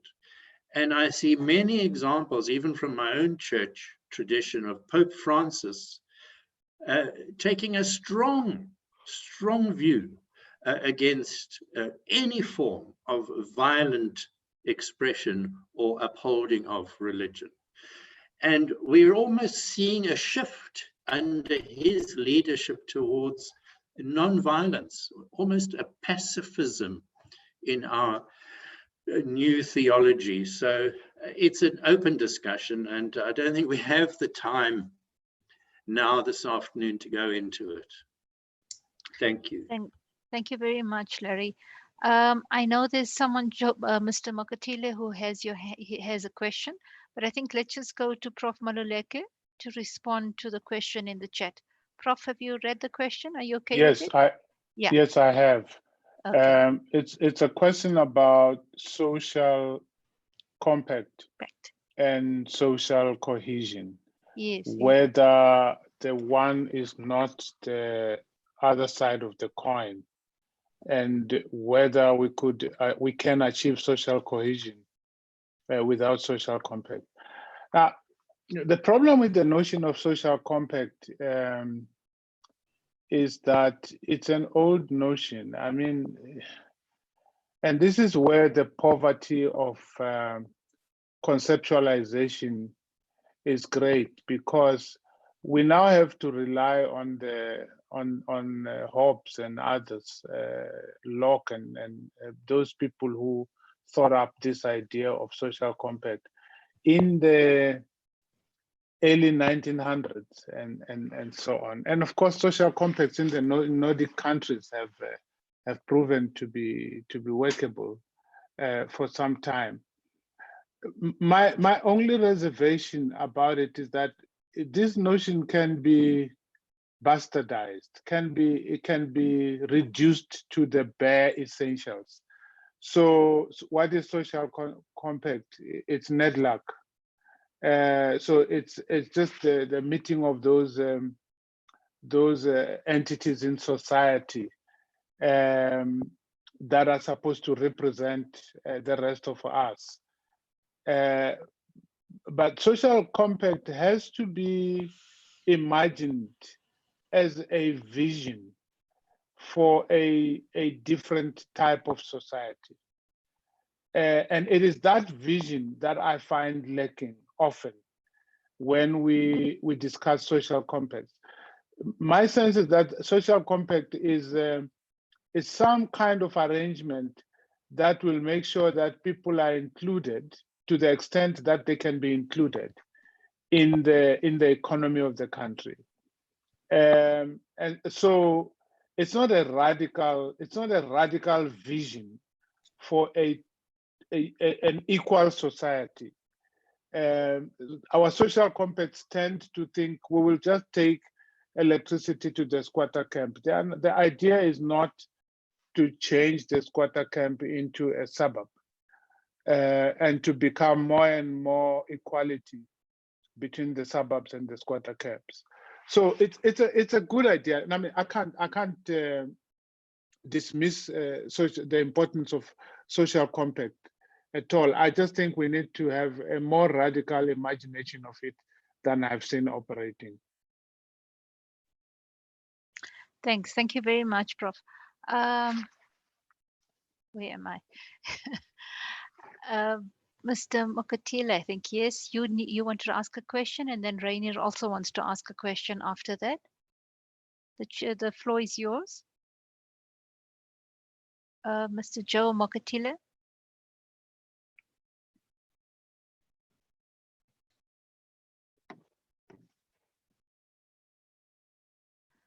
I think you need to unmute yourself. Just unmute your screen.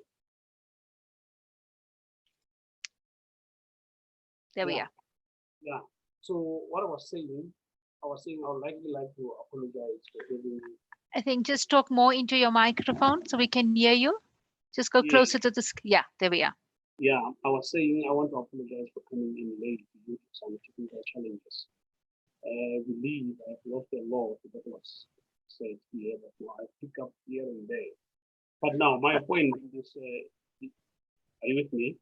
We can't hear you too well. I think just talk more into the microphone or closer to your computer. Yeah. Yes.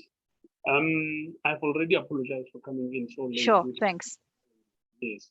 And then I believe I have lost a lot that has been discussed here. I just picked up here and there due to some other questions and the answering of some panel. So I should believe that we should try to put education into what the law says and what other issues related to the community. Because I, for one, I should believe that now a lot of people are still believing that now what they have grown up with, it is of more importance to their understanding rather than what the law is saying, because they haven't got much education into what the law stands for. So I should believe that more education to the communities, more education to what the law say, and then what should practices be also taken into consideration will merge with each other in a way that now no one will be heard. So I should believe it is the responsibility of those people who are in a position to give education, to show that now people understand exactly what the law say, and then again, what are other issues related to the human, cycles, whereby people will believe that now what they have been grown up being taught about is more important than maybe respecting the law, which they don't even understand themselves, or sometimes finding that now the law is actually sometimes overriding to what they have grown up with. Let me just follow the meeting, then I'll come up at the end. Okay, thank you very much, Mr. Mokateli. I have two people. So I have Father Makacho wants to say something, and I have, prior to that, it was Rainier. Rainier, do you please unmute yourself? Sorry if I mispronounced your surname. Name. Rainier, we're waiting for you. Commissioner Skuman. Sorry, Obed. Yeah, Rainier Skuman. Yeah, there we are. You're unmuted, right? Okay, thank you very much. I just actually wanted to make 2 points, because I came into this conversation this afternoon not really knowing what to expect, and I have found it so stimulating, because there have been really some blindside perspectives that I could not have anticipated. And that I found very thought-provoking. So I just have the view that what has happened this afternoon will really be a good scene setter and for a further deep conversation about the issue of social cohesion. And social cohesion is a very important thing for us in the Commission. It's one of our flagpoles, and we really need to give it even more thought than we have in the past. But the second thing is, Professor Masomo, our chairman, said knowing justice and living justice are two different things. And then he also asked the question, what is our vision for South Africa? And I think that is such an important question, because an absence of a vision creates a vacuum, and a vacuum is an empty space which can be filled by any kind of thing and any kind of garbage. And we mustn't do that to ourselves. So I think it's been very useful in sense of filling that vacuum and giving us thought, food for thought. And now, but the work must really start. It is really time for us to focus and to put our heads down on this issue of social cohesion. So thank you for that. Thank you very much, Rainier. I think from my side, I just want to quickly put a small point in there about how Prof. Maluleke said social cohesion is social coercion, and I don't think anyone's picked up on that particular point. But Father Makwacha. Yeah, that's a bit of an overstatement. Father Makwacha. That's a bit drastic. Thanks. I'm going to give the floor to you.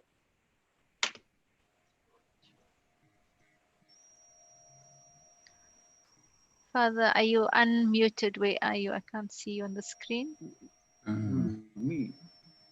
Father Mangaliso Makachwa. Yeah. Yes. I think we lost him for a moment. He's coming back. Okay. Okay. Well, can I just respond? I mean, I don't think. Oh yes, sorry, Prof. Yeah. I don't think it's an overstatement, because social cohesion becomes social coercion when those with power dictate what social cohesion is and intend to include those without power in ways that they alone define. So social cohesion feels like force to those who are being told you have to be like this, you know. So I don't think it's such an overstatement at all. I think it is possible to experience social cohesion as coercion. And that's why it's important that we open up discussion and not merely take this notion for granted and assume that it has meaning or the same meaning for everyone.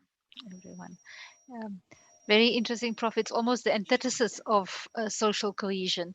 But let me give a chance to Father Makachwa. I think he's battling to connect there. He is online. Well, he is here, but he's just connecting to audio.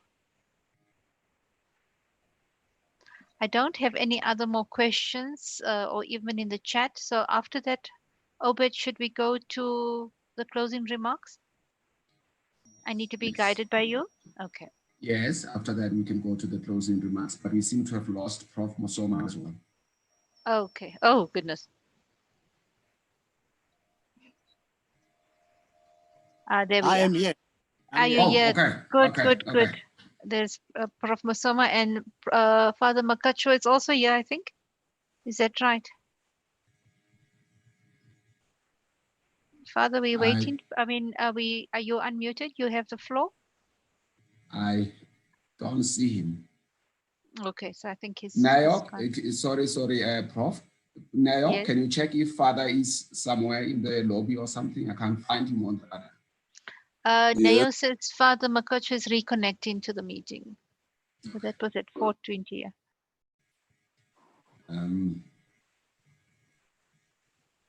Okay. Is there anyone that would like to give a comment while we're waiting for Father to connect?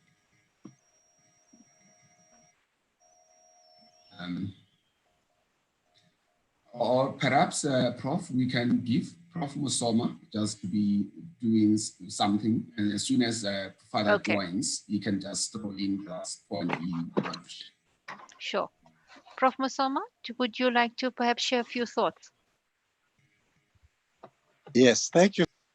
So, thank you so much, Program Director. First and foremost, let me acknowledge you as a Program Director for directing us so well. Thank you. And allowing everybody to make inputs.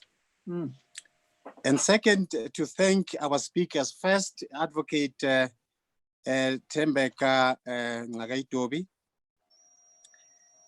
Dr. Larry Kaufman, Dr. Alex,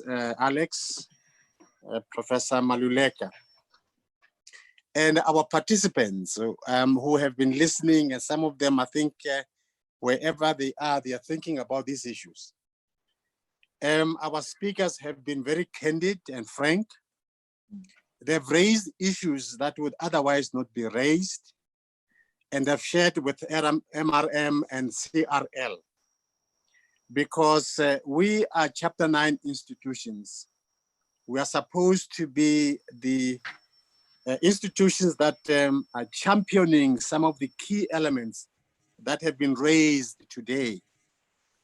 And they have actually enriched our thinking in many ways. And we will take with us some of their proposals, constructive proposals for the work we do as CRL. And I wanted just to say this without any much emphasis to one speaker against the other. You know, the issue of activism, which we must draw from Mandela, it must keep all of us thinking that talking on its own will not change anything. That we need to accompany our words with our action. And I draw this from President Mandela when he saw that law on its own would not change, will not destroy apartheid. And so this activism is what we must use to galvanize and mobilize society for transformation. I also want to challenge our speakers. They are good academics.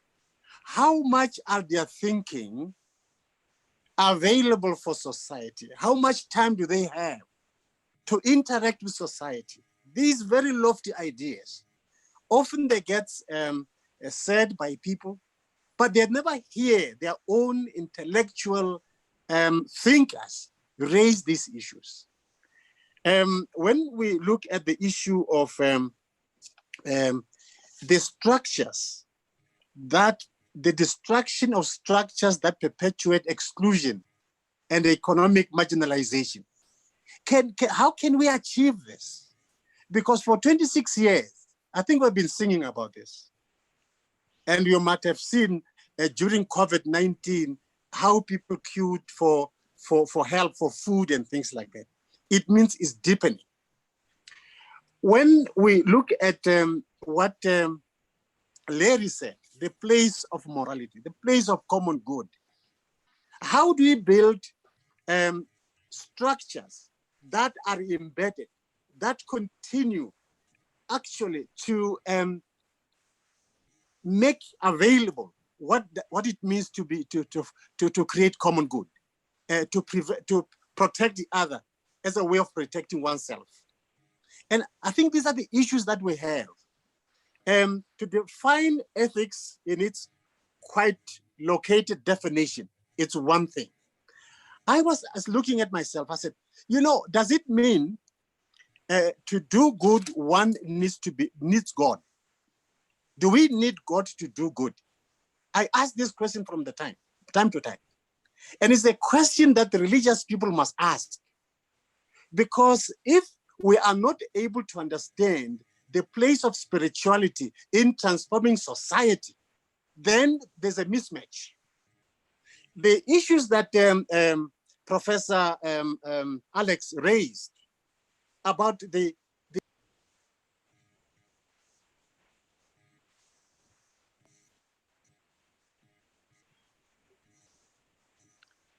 Oh, I hope we haven't lost Professor Musoma. Obed? Yeah. Yeah. Oh, there we are. Okay. Yeah. Yes, the prevalence of violence and other things have eclipsed what actually defines the culture of South Africa. And of course, the proposal from Dr. Alex is very important. And I don't think that even the establishment of that Department of Family Life and Relations would solve it. Because there are many departments who have already identified to deal with issues, but their impact is very marginal. What kind of department what kind of human beings should be responsible for this?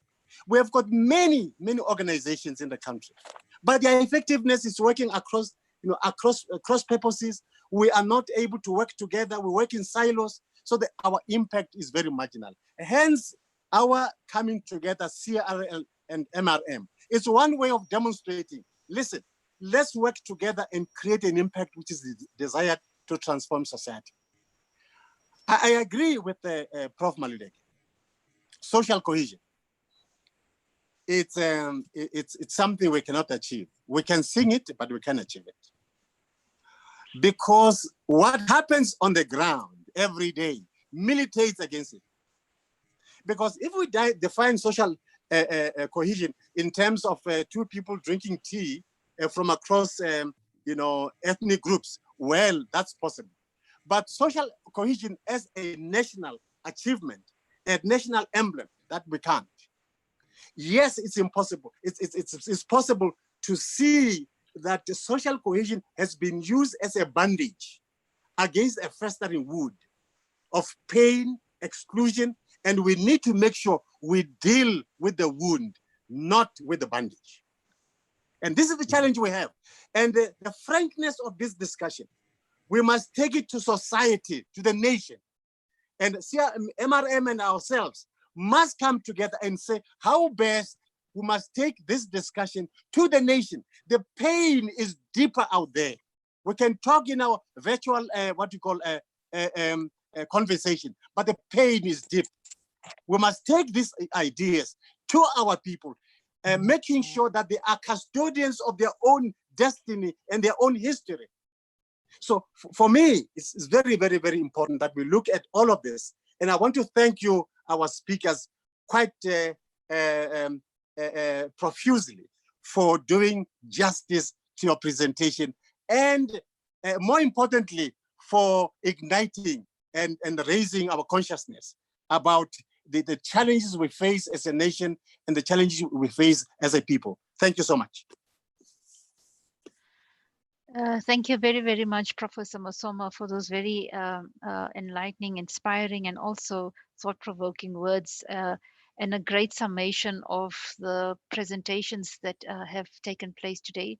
I agree with you that they are very thought-provoking and will raise, and the candidness, I appreciated that word, how candid all the presenters were about our path forward. So thank you very, very much. And thank you for also the privilege of actually being asked to host this event. I thank you. Thank you for that, Obed. And please convey my thanks to Prof. Masoma and Prof. Makwachwa, Dr. Makwachwa as well. Father Makwachwa, yeah. Thank you, colleagues and everyone. I hope you had a fantastic afternoon, inspired afternoon listening to that conversations. Let us take it back into our communities and in our own thought processes further. Obed, do you want to close the thing, or No, not much. Prof has closed everything. Thanks to you as the facilitator of the whole thing, and for the two chairpersons or principals for trusting in me and now the task team to keep this thing together. Sure. Thank you very much for your efforts. Thank you. Thank you, everyone. Thank you, everyone. Thank you. and bye-bye. Thank you. Thank you. Bye. Thank you. Really appreciate it.